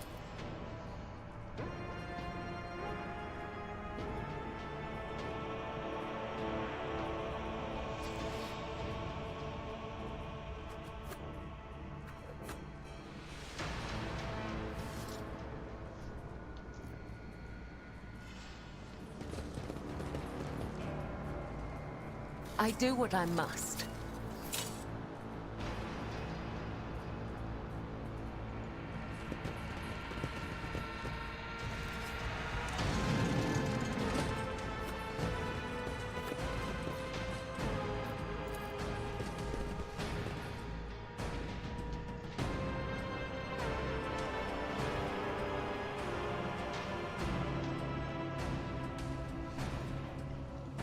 Empyrean guides my gaze. Sometimes, I wonder to what extent our perception of the Empyrean differs. Ooh, I'm glad that I never have to look at it. No offense, Cass, but I'll do just fine without an eyeball in the middle of my forehead. Blessed be the road that we take.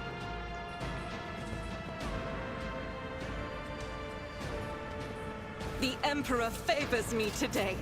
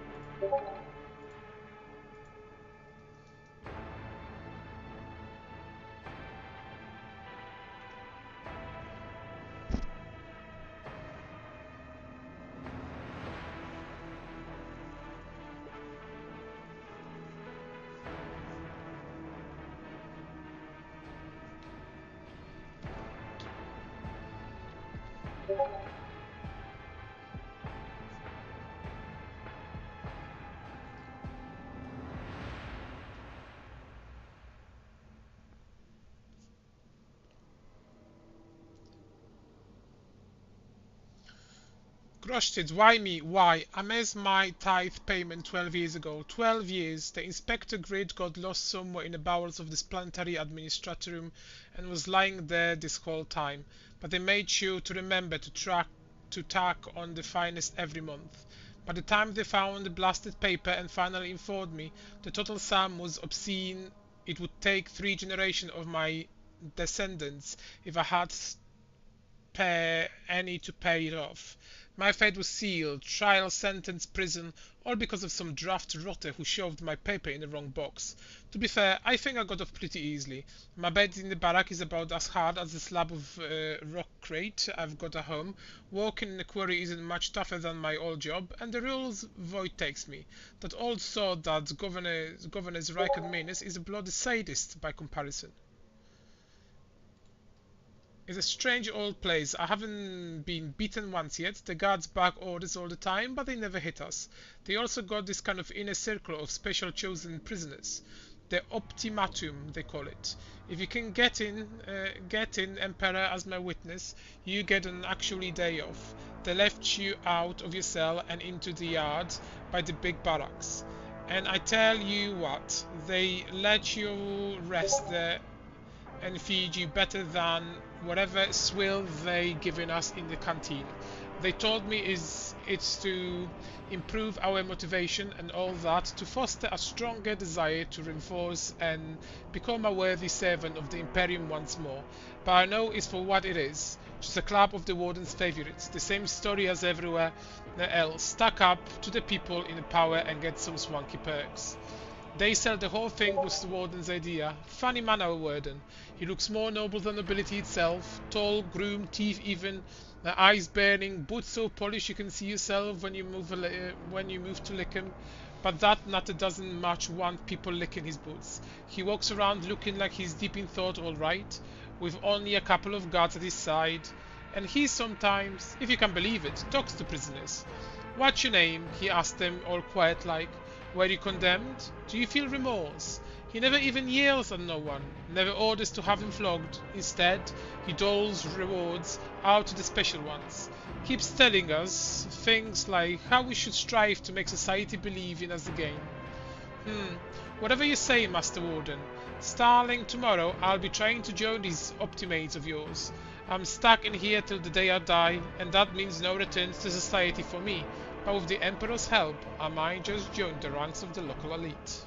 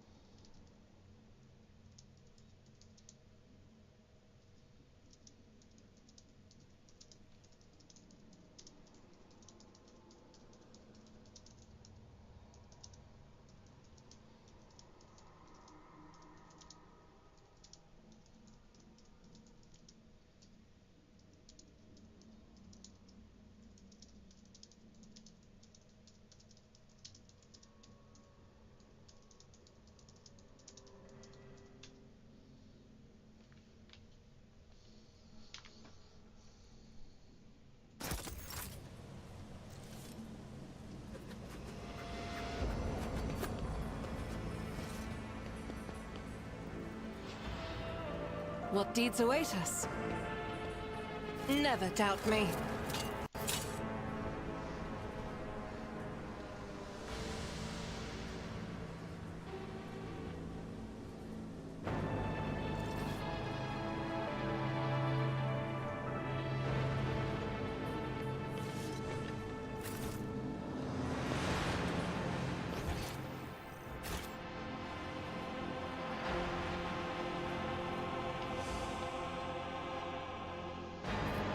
We are the spearhead of the Imperium.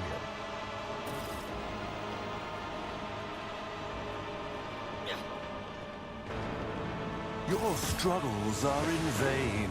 Let the blood flow!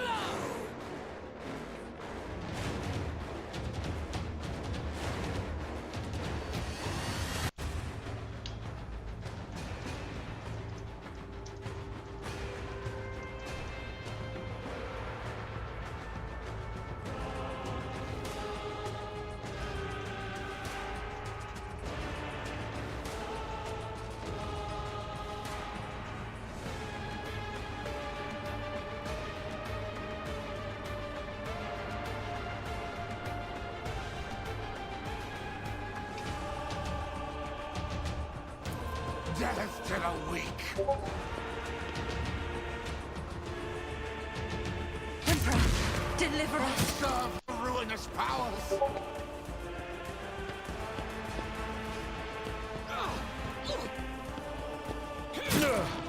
My ears are ringing.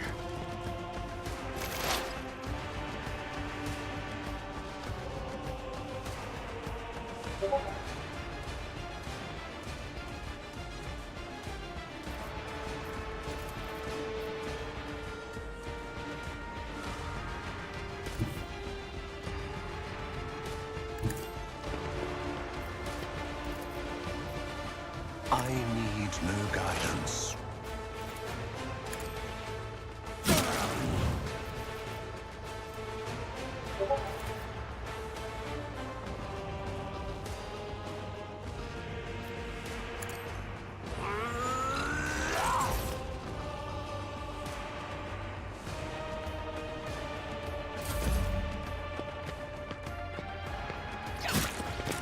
Pain and duty go hand in hand. Crush the feeble! On in, maggot!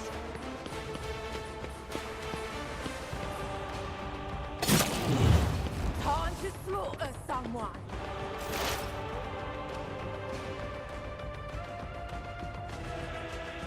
What is this foreboding? On it! Cleanses the body!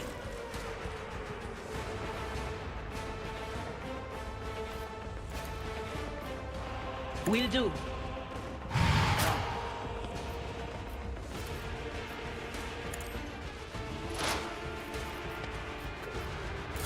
Chaos guides me. Out of my way. Death to I've non-believers.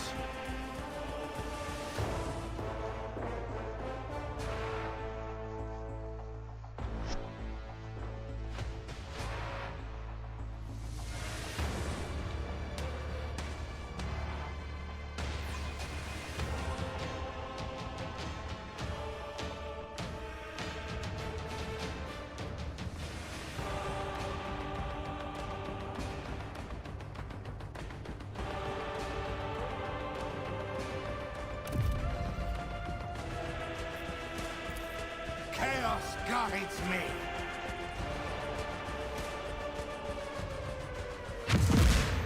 Death to the weak.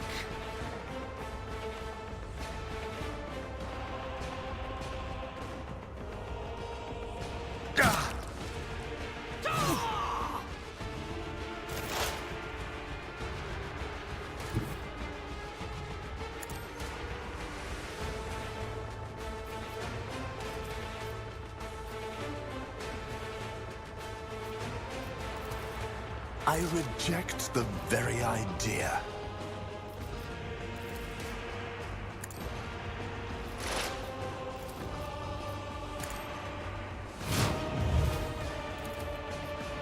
Ruin beckons.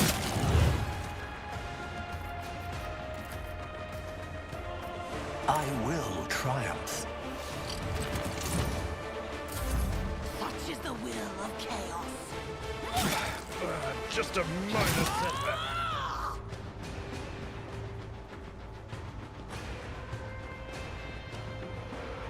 Scared yet? I've suffered worse. Show me what you've got.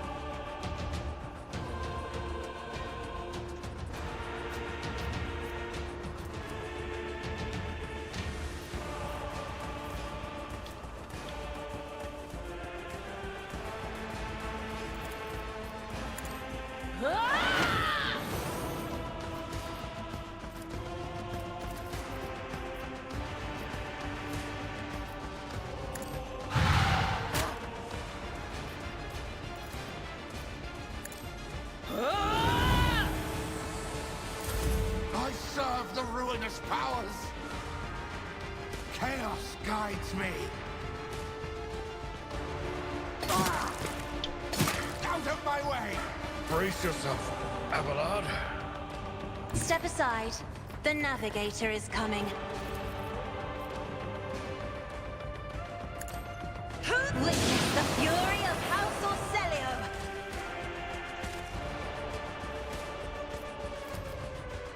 If only that were possible. I am a navigator, not a servitor. One step.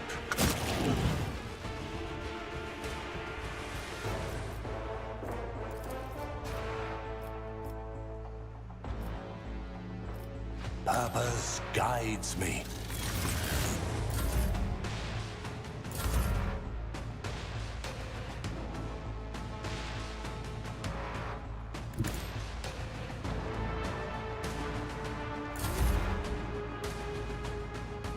I will bathe this battlefield in righteous fury!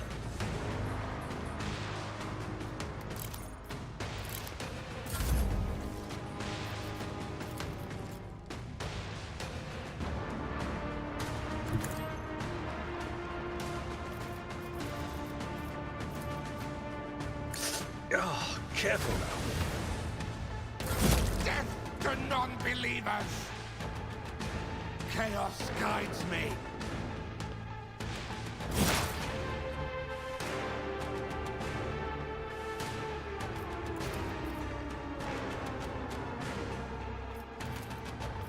I will try. Death shall reign.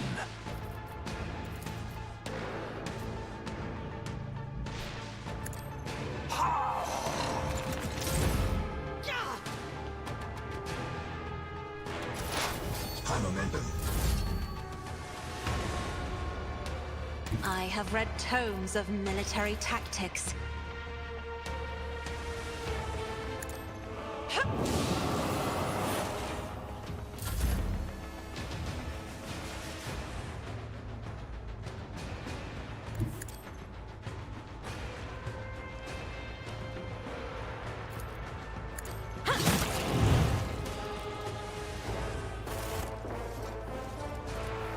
Embrace true power.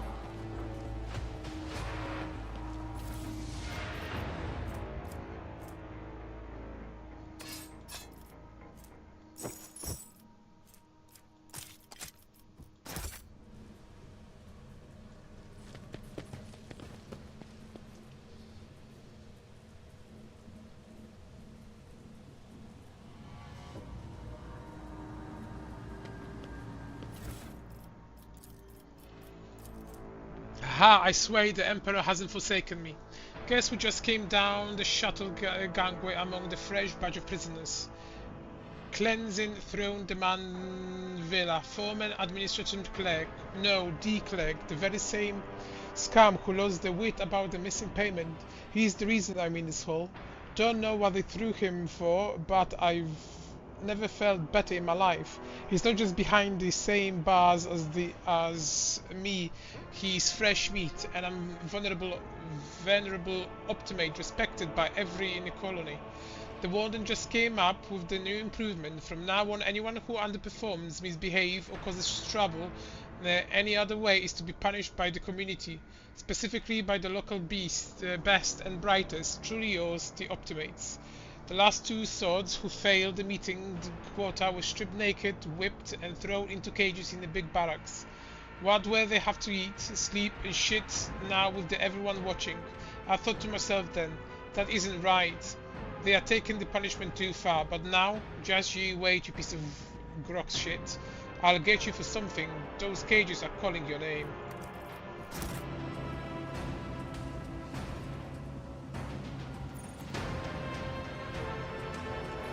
Powers unseen uncover my path. I didn't?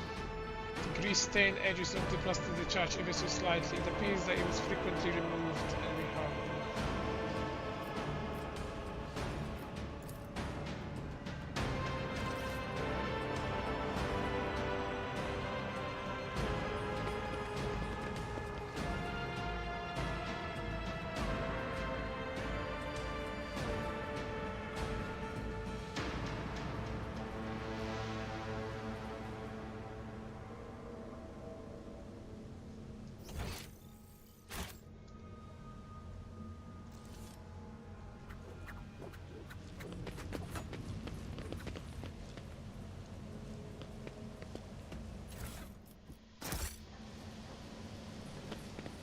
Abelard, I've been meaning to ask.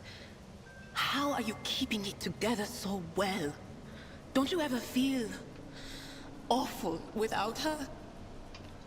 Enough, Tlus. We have a duty to the new rogue trader. You would do well to focus on that. If you keep your mind busy, you will have less opportunity to fill it with awful things.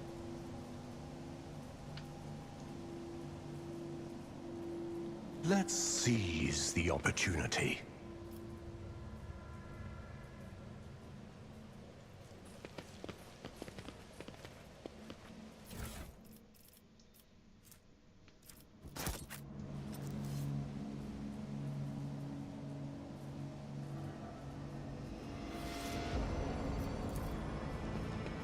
Perfection. Symbol before you bears a familiar scent of the dark forces of chaos.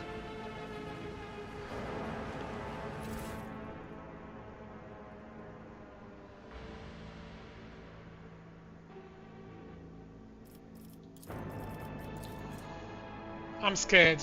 I should know all the charity from the warden was boring to bring nothing but trouble. No noble, no matter how balmy, would pull anything of the sort, but that man. It started with the little things. The warden would come by to talk as he did, except he used to ask us questions before, and now he was mostly gushing sermons. Some gibberish about the path of purgation and sanctity of sacrifice, seeming with blinded eyes. I listened and nodded. Yes, Master Warden, of course, Master Warden. He could say whatever rubbish he wanted as long as the tasty Optimate meals kept coming. I thought everyone else was doing the same, nodding just to please the big man. I was wrong. After that, people in the barracks started yapping on about purgation and blindness too. Apparently, us Optimates were no longer just the warden's favorite, we were, emperors forgive me, prophets of some kind, who were meant to save the rest of his sorry lot, awaken them, or make see them, some rubbish along the lines. People were now supposed to make sacrifices to Optimates. Yesterday, the sub who slept in the bed under me in the first year here cut off his own damn ear and crawled on his knees towards me. He handed me an ear and begged me not to forsake him when the fateful hour came. What in the throne I'm supposed to do with an ear? Why is every single voice, staring at me all the time? The warden said the time was nigh, that fate had truly great things in store for the Optimates. I went to look for my good friend Claisin was doing. He hasn't spoken for 3 months ever since I had all his top teeth ripped out. He spoke today. He looked straight at me and said, "Dead man." I kept hitting him until it hurt me. Now my face and feet are all bruised. Half the barrack stood there and watched and prayed. I'm scared.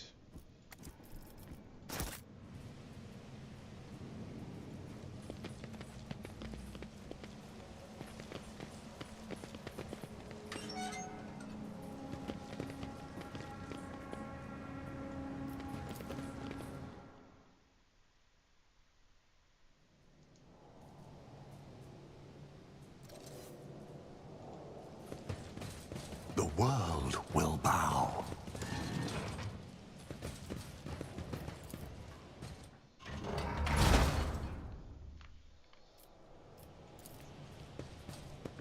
Ruinous favor prevails.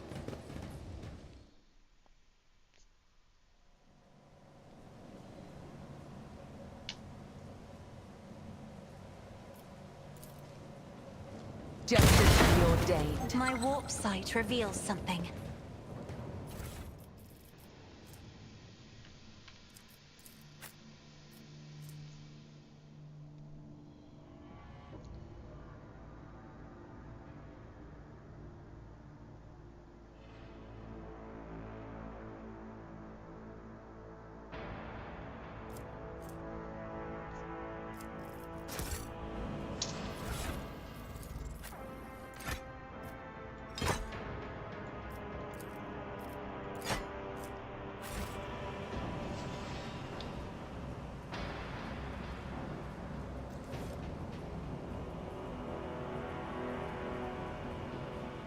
Intriguing.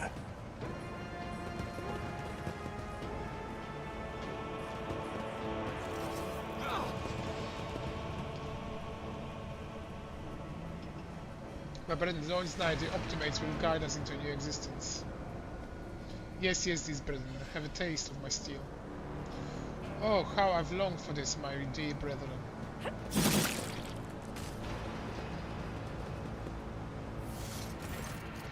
Thank the throne, normal-looking faces. We thought we were going to die here with these nutters. The old man with a gap-toothed smile drops his weapons and holds out his hands in placating a gesture. Please don't shoot us, ye nobles. Let us speak a word. Well, this is welcome change. Talking before shooting. Still, Lord Captain, the look of this ragtag bunch hardly inspires trust. Give me a reason not to execute you on spot. Here's the deal, we honest, quiet inmates. We don't want a riot, but we're sitting in wasn't really an option either. The Warden's lapdogs made short work of those who refused to join in the festivities. So we had to, you know, play along. But that's all it was, play. We never meant to offend to Governor Medina, nor the lawful authority of the host Winterscale. Give us a chance, eh? We just want to wait until everything blows over and we can go back to our cells and quietly do the rest of our time. A repentant, honest heretic. How novel. Judging by Abelard's tone, the seneschal is utterly unimpressed by the old man's ingratiating monologue. The lowborn speech is more mottled with colours that conceal his true dark hues. This old man has a long history of lies and he is using his willies on us as well, but I see no foul corruption or ill intent in his words. Tell me about the warden and the riot. Pa, why soil your tongue talking about that heretic? But if you insist, here's how it is. The warden of this here prison, the Honourable Master Casteglia, was a crackpot from the start. The previous warden ran things the proper way. Prayer, 1 meal a day, work a punch in the choppers from the guards, work again. But the new one, do you know what his first decree was? He introduces lunch and dinners. But the 9 devils, that's 3 meals a day. The man was obviously stark raving mad. Things only went downhill from there. The guards quitted with the teeth punching. The warden forbade them. Instead, the overseers started counting which prisoners were digging up more things in the quarry or swinging the pickaxes harder and whatnot. And then, would you believe it? They put together a list of best workers. And if someone on that list also showed good behavior, that's when they get promoted to Optimate. That's the upper crust among the jailbirds. Well, that's how it was at first. Then the warden decided it's the Optimates, not the guards, who should be in charge of punishments, and that it wasn't the overseer's job to watch the prisoner work, it was the Optimates. Well, let me tell you, that when these good two shoes really started to shine. The guards aren't even the same league as our dear fellows, the Optimates. In the old days, we had maybe 5 or 10 skiffs kicking in a week, and now, well, we are lucky if there was only 50. And that wasn't even the end of it. Warden Castiglia moved out of his chambers to live right in the quarry under the dome. And I think something in his new home really scrambled his brain. He began spouting the wildest things like the Optimates are saints, who will behold the truth. And he started taking them to the quarry. Not all of them returned. The ones who did, you wouldn't recognize them, more beast than man. They were butchering people left and right, even guards and overseers. The warden himself had armed them, and that's the whole sob story. But I knew it from the moment he let us have dinners. Oh, this won't end well. And Dylan nods knowingly. The old codger's right. Whenever nobles start giving handouts to commoners, something always goes wrong. She notices she look and catches herself. I mean, that with all due respect, your lordship, no offense intended. If I spare you, what a game from it. Now you can lowly jailbreak hope to find your noble self. I have an inkling. You see us here, we are, how should I put this, different from the rest of the prisoners in this place. We are all petty thieves from racket miners, debtors, gut snipers. They are no one serious. Now we all nobles are cut from the different cloth altogether. We are fortunate seekers from the void. Why don't we tell you where the Footfall Station, you know, Footfall, the only shipyard and the best market in Necron's Expanse, yes? So, where on Footfall you can find some very serious business-minded people, and how you can get yourself a very special discount from them on some way special goods.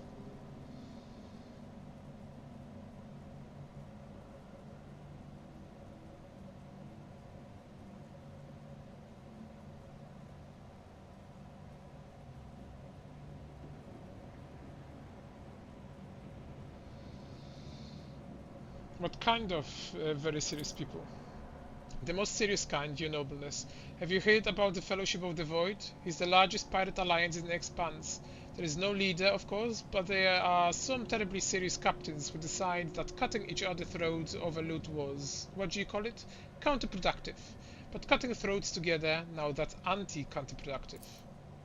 And well, their joint effort leaves them with an excess of spoils, so they need to dispose of somehow. And I, your nobleness, just happens to know someone who handles such kinds of dealings on behalf of those very serious people. You are pirates. I came across a void ship belonging to associates. They were planning to break you out. The man grunts, huffs, then makes up his mind. Well now, that's out of the bag. Our fellows were supposed to come get us a long time ago, but they got tied up somewhere. Void-cracking bullet with them. And in all this time we had waited, this happens. Pardon me for trying to pull the synth wool over you. It's just that we want nothing to do with the whole warden nonsense. So what now? Will you let us go? Delia cracks her necks. Sure, no problem. Today you tell us a little lie. Tomorrow you stick a torpedo in our side from the ship of yours. If it doesn't fall apart the moment our helmsman sneezes in a general direction. Very well, I spare you. Oh, that's so great to hear, your nobleness. Just great. Now that's true aristocrat, not the warden creep. Now then, your nobleness, where was I? If you ever on the Footfall Station, there is this district there, the Shadow Quarters. It calls that because it's located behind the statue of our holiest emperor. I've known folks who called it something else, also on account of being behind the statue. Don't repeat their mistakes, I tell you. Reverend Hieronymus wasted no time finding and burning them all. Forgive the old man for getting distracted. So, Footfall. The Shadow Quarters. There is a bar there built into the remains of an old ship. And in that bar, in the back room, a certain Riza does her business. Tell her Grandpa Bakval says hello. You'll be her favorite client in the blink of an eye.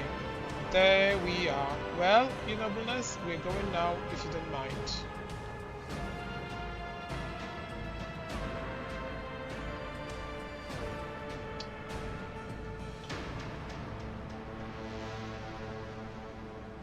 You may go. This is unwise, Lord Captain. Most unwise. Will do, your nobleness. The old man smiles slyly and leaves.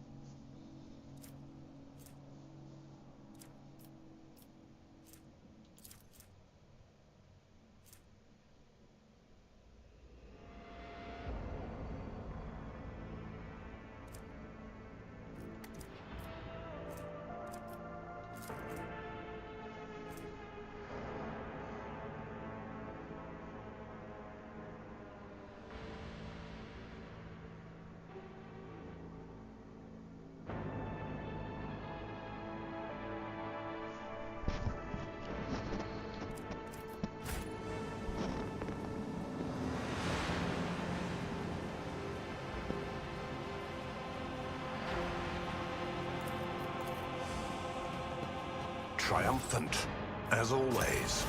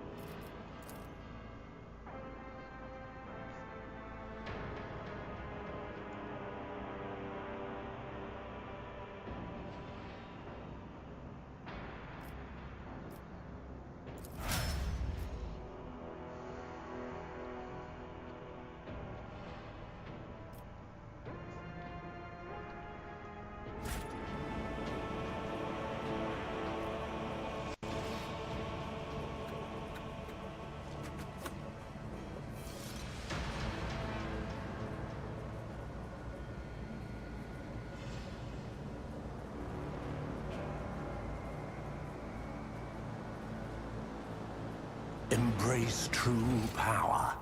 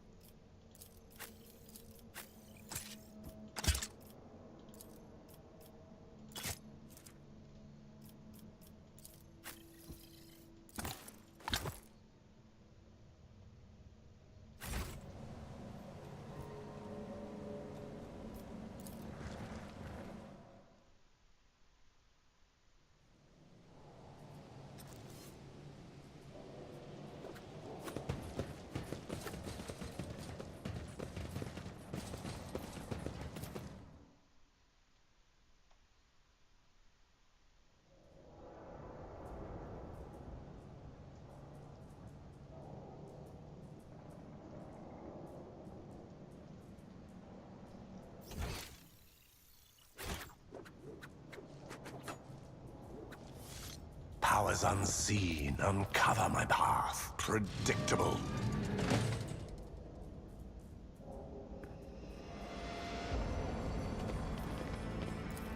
Ruinous favor Evidence suggests that prevails. the victim was killed by poison gas.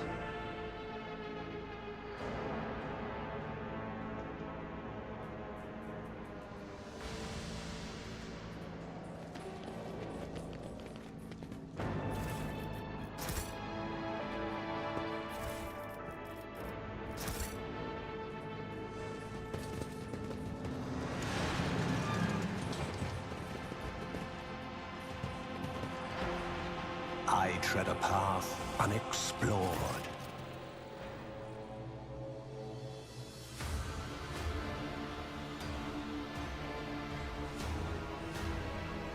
I told you, Evie. They are hiding so much from us. Arrogant mentors, holy brothers and sisters. What have they ever given us? Nothing but a pile of fibs and useless admonitions. The voice of a man standing with his back to you sounds almost soft, heedless of everything but what is in front of him. He leans over a prisoner dressed in expensive clothing. But Aurora, she is different. She spoke with me like no one ever had before. She revealed the truth to me, but now I can reveal it to you. If you just stop struggling for 1 minute. What? The man finally realizes he's not alone and turns to you. He's clutching a long thin metallic rod with blood dripping off it. We have guests. From the Von Valencia ship, I would wager? Evie, my dear, you will have to wait. Do not faint, I beg of you. It's important that you feel everything, including your other eye. As the warden is speaking, a strange sensation draws your attention towards the ground, specifically an open pit in the loose dirt. A single word spontaneously surfaces in your mind: cradle. The pit itself does not appear to be of much of interest, but at some point it housed something of great importance, something faintly familiar to you. The warden words are suddenly drawn out by the chorus of voices in your head. The entity that still dwells in the recesses of your mind rejoices in a cacophony of cries. This place holds great significance for the entity. In the frantic chanting of the voices, you can almost make out words that speak of an ancient grave, one that was opened, for it contained a priceless treasure, a most coveted prize that was retrieved by a faithful after a centuries-long search. Such dreadful shades! Cassio records and covers his mouth. The colors of this place, they are putrescent to the core. And these people, their colors are oozing with madness and despair, pain and doom. How do you know who I am? Lies have many faces, but there is only one truth. And it has been laid bare before me. I know that an enemy of the truth would come here sooner or later. You know, we had this guy once. He was quite one. One day he walked into a middle of deck bar, threw one back and then pulled out a gun and started shooting people left and right without saying a word. Then he shoved the barrel in his mouth and blew his brains out. Our warden here has exactly the same look in his eyes right now. Who is that on the table? My sincerest apologies. Where are my manners? Please allow me to introduce Yvain Winterscale, the younger son of Caligos Winterscale in the flesh. You know, he was so close to witnessing the truth right before you interrupted our little chat.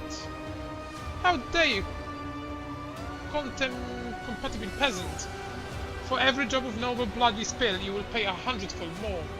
As he turns to you for support with an expression that is equal part indignant and frightened. Abelard shakes his head somberly. That's poor fool. I knew something good would come of his naive attempt to negotiate with heretics. However, Yvain appears to still be alive. If you make haste, we might yet save him. Having a scion of House Winterscale in your debt would certainly prove beneficial. What madness have you wrought in this prison? Do you truly want to know? He becomes more animated and runs a hand through his matted hair. You note it has been some time since he last trimmed his nails. This was my garden where I tried to grow the seedlings in a beautiful future. That was before I realized that there is no future, not in the sense ordinary people understand. We are too attached to his life, to the limitations of our weak bodies, to the short-sightedness of our eyes that can scarcely see. It is also insignificant. The true future lies beyond real space, and the only way to reach it through a cleansing sacrifice. Do you understand? Why do you mutilate those people?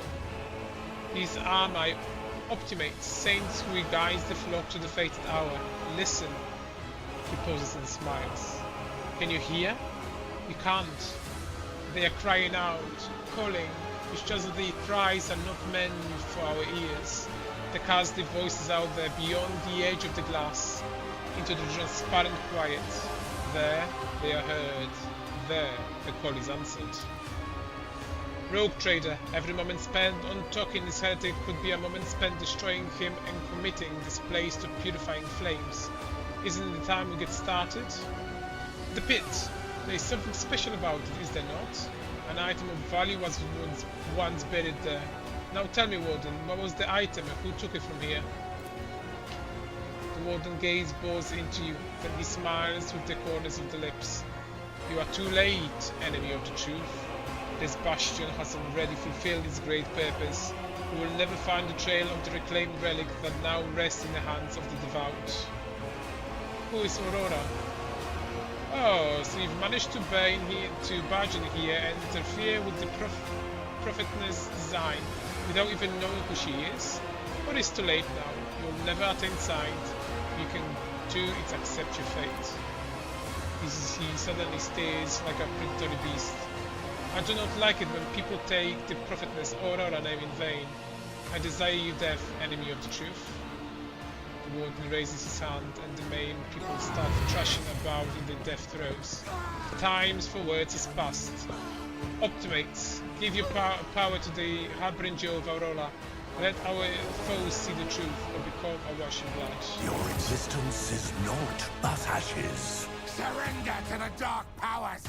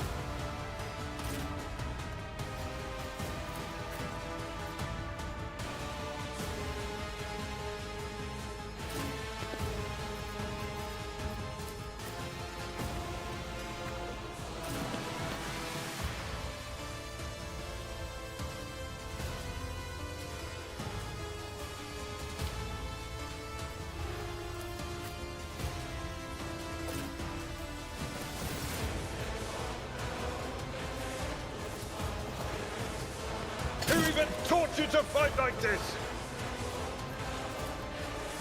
I shall not fail. The other side awaits.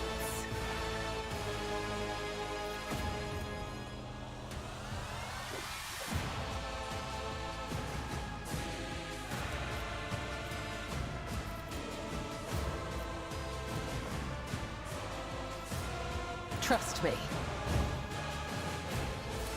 As honor, killing brings me no pleasure. As the tenants come, the other side awaits.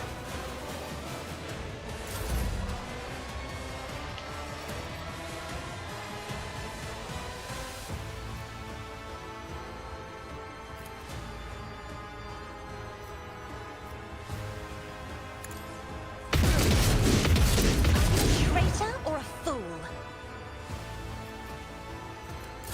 Death to the weak!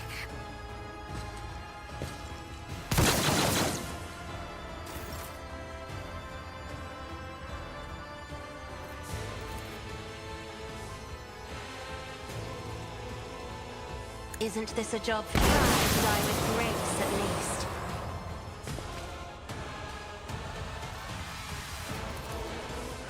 If I may, Now you can escape the Emperor's judgment.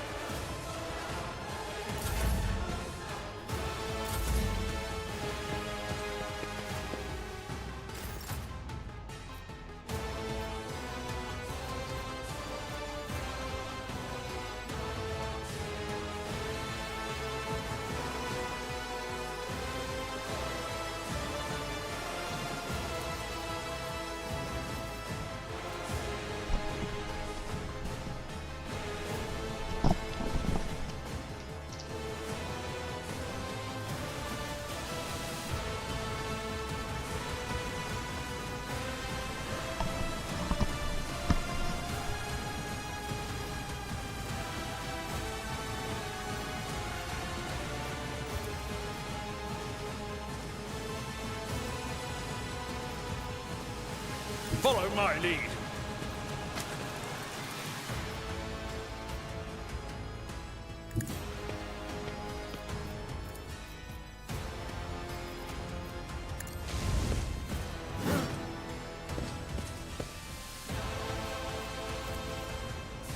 Victory is imminent.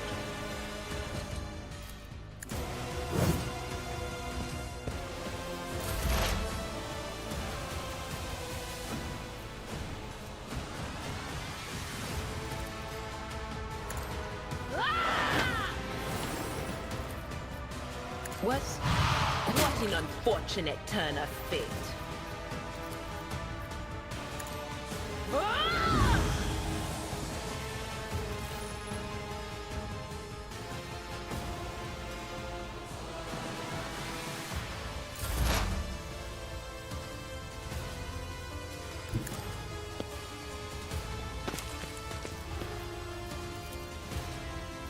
Purpose guides me.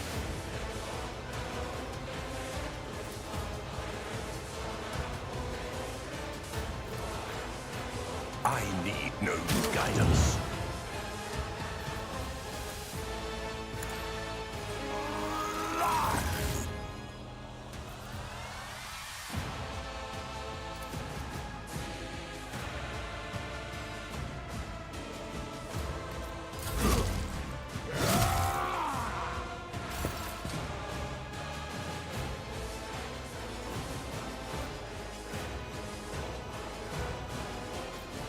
I shall not fail. As honor ordains.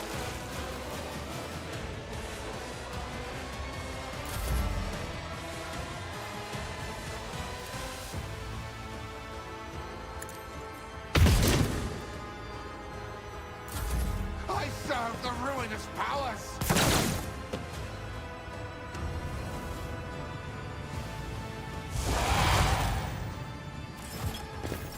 High momentum.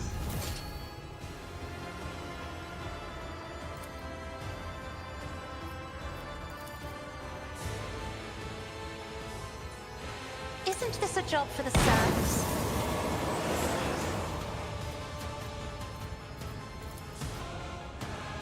me. If you insist, Lord Captain.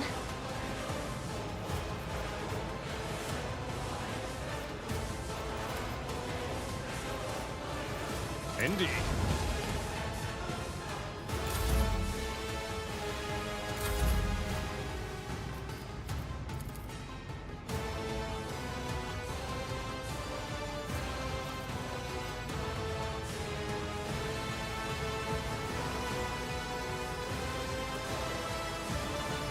A tactically sound approach.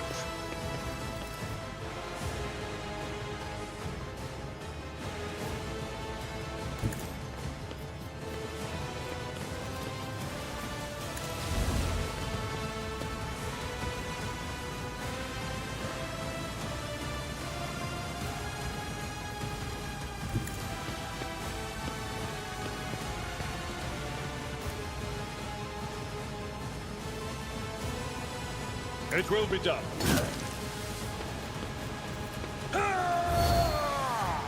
No matter the cost. At your beck and call. I will do like you. Victory is imminent.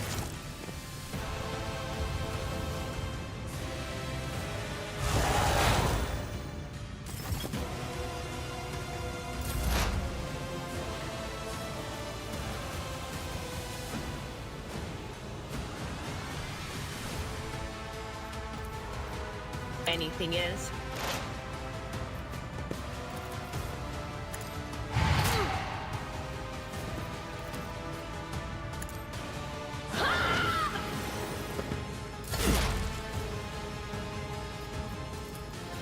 Ruin beckons.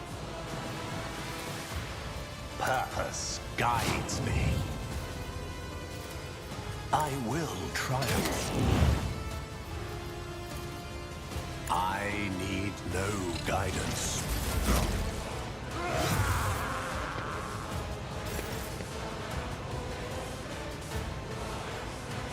I am your blade and shield. Trust me. My blade whispers your name.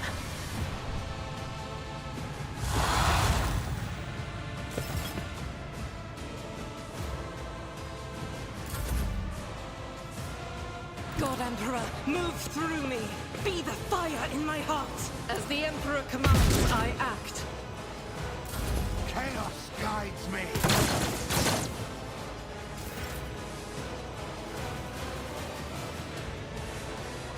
Be careful not to cross my gaze.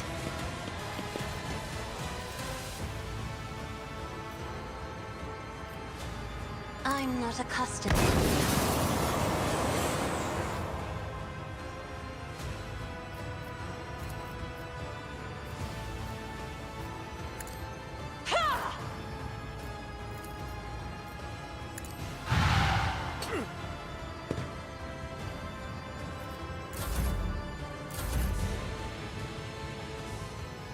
My place is at the fore.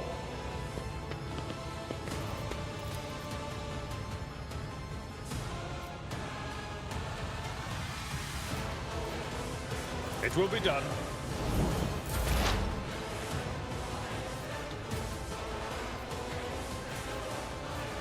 Will do.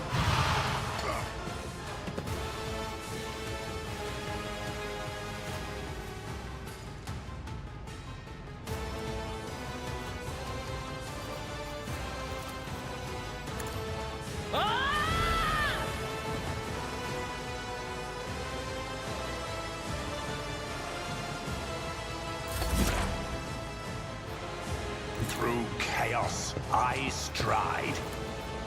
Purpose guides me. I will triumph. Purpose guides me.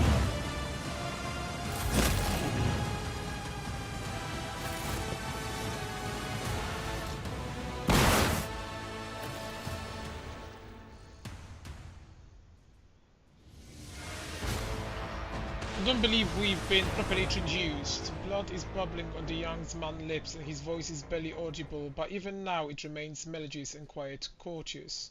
Yvain Winterscale at Coronus, greatly pleased to make your acquaintance. Oh, the red days that Lord Winterscale visited Uruk 5. The station was awash in a mist of warm hues. We were forbidden from meeting each other, but I was delighted still to have such a rare colorist in my home. Now, however, his colorists are darkening, twisting from pain and bitterness. We must help, Lord Captain. We must save the clarity of his soul, for he whose presence makes the world a little brighter deserves no less. Lady Cassia, I presume, the sacred child of House Urselio. How disgraceful is that on the day we finally meet, Yvain looks away in shame, I find myself not at my best. There is no disgrace in your predicament, Lord Winterscale. The Lord Captain and I met under similarly dreadful and tragic circumstances. What they have done to you?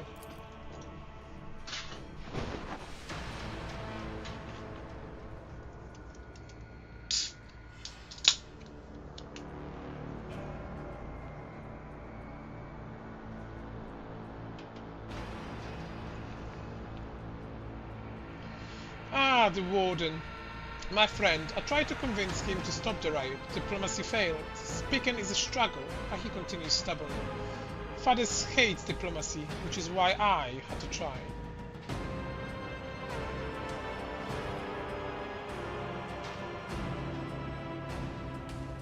I must take my leave. I will see to it that assistance is provided to you and that you are escorted from here. He nods, given into oblivion.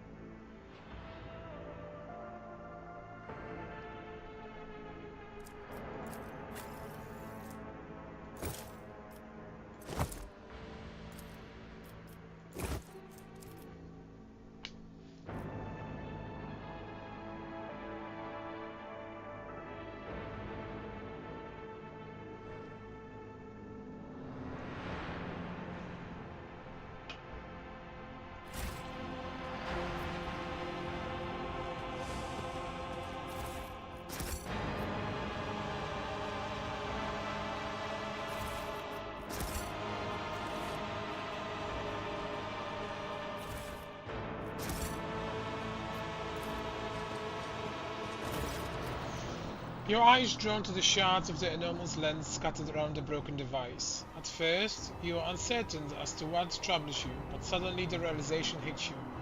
The glass shimmers in a unique way, just the same way as the shards of the unknown broken object you found near Theodora von Valenci's desk. What's the matter, Lord Captain? Why are you so interested in? Abelard trails off when he notices what you are looking at. He instantly makes the connection. By the Imperium Saints, it cannot be. Dira bites her lip. I see it too. Whatever that thing in the study was, it was made from the same material as this junk. What? What? Abelard is at the loss for words. He takes a moment to collect himself, and all at once they start pouring out in a hasty splatter. It's a mistake, slander meant to blemish the good name of the person who is now dead and cannot even defend herself. First those minions of arch-enemy murdered Lord Captain Theodora, and now this cannot be tolerated. It will not be tolerated. Come on now, Abelard. Remember what she was like. Theodora's smile betrays her grief, but at the same time is strongly knowing. Brazen, assertive, it was like her entire life was a race against fate until fate caught up with her. In the end, she would have gone head first into a black hole if she had thought it would put her even one step ahead of everyone else out in the expanse. If we could just find out what she was keeping in her desk and why she went to get it during the attack. Sister Argenta's beautiful face is full of grief. However, bitter is to know that you were born from the bad blood, but do not let this knowledge drag you into darkness. Sister words ring with a genuine, sincere hope that you be blessed with a worthy fate. She does not appear to be shocked by the news for Theodora's possible heresy. Life might be so easy for you sanctimonious creatures. A deep is trinket, and you no longer see a person, you see a bad blood of annoying hydrants. There is enough venom in Hydra's voice to poison an entire regiment. Argenta recoils, but the next moment her dark eyes ignite with fury. How dare you admonish me? We are speaking of abetting the arch-enemy. A person who has tainted themselves thus can never justify the action.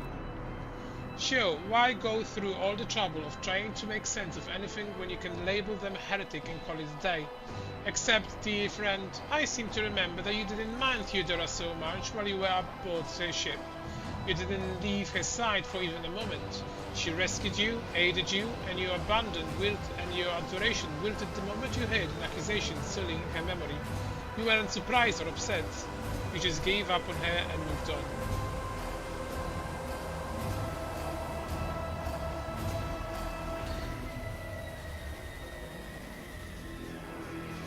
Idira is right. It's too soon.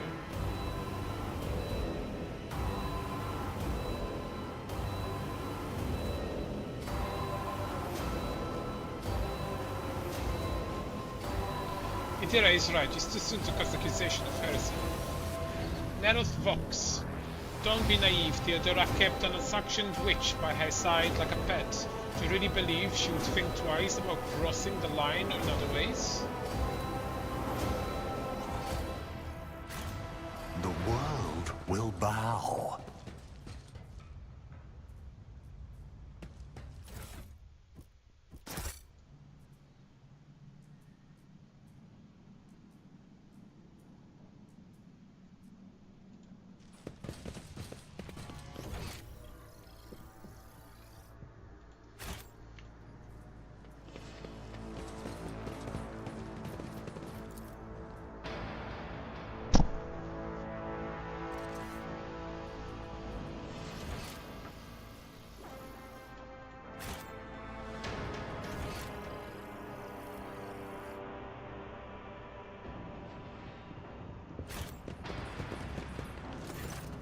Your Lordship, the rebellion has been crushed. I have news of your lord.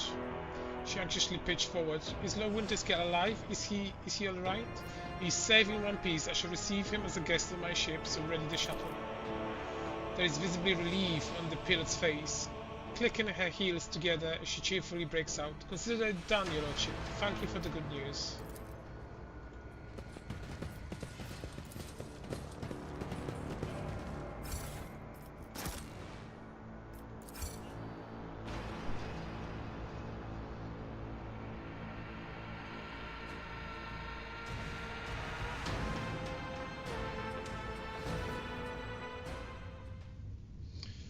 Permission to report, Lord Captain. Over the past few days, I received several messages from different docks complaining about anomalous behaviors in the ship Cogicators and Servitors. The machine's spirits are relentless and rebellious, and no tech litany or ritual of pacification can rid them of their obstinacy. The tech priest can deal with the vessel system, but the servitors They make errors in their task, disobey orders, change their assigned rituals, or sometimes downright freeze as if in a trance.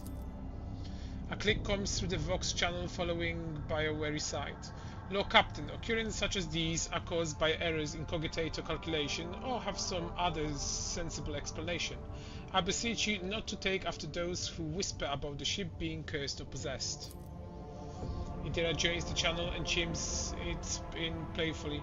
Oh, don't startle, man. All these peculiar happenings have long since turned into local legends. A door slams shut, a lumen starts flickering. For I've grown used to all of that, so our resident ghost has decided to put on Nanti.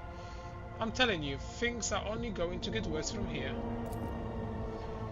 The Technomans inspected the servitors and concluded they pose no danger. According to the servants of the Omnisha, such behavior is caused by either by the echoes of the minds not completely eliminated or by manifestation of the machine spirit's will. Nevertheless, the faulty servitors make the crew takes considerably more difficult, and High Factotum Janis Dernok would like to discuss how we should deal with the defective property. He's waiting your audience on the bridge.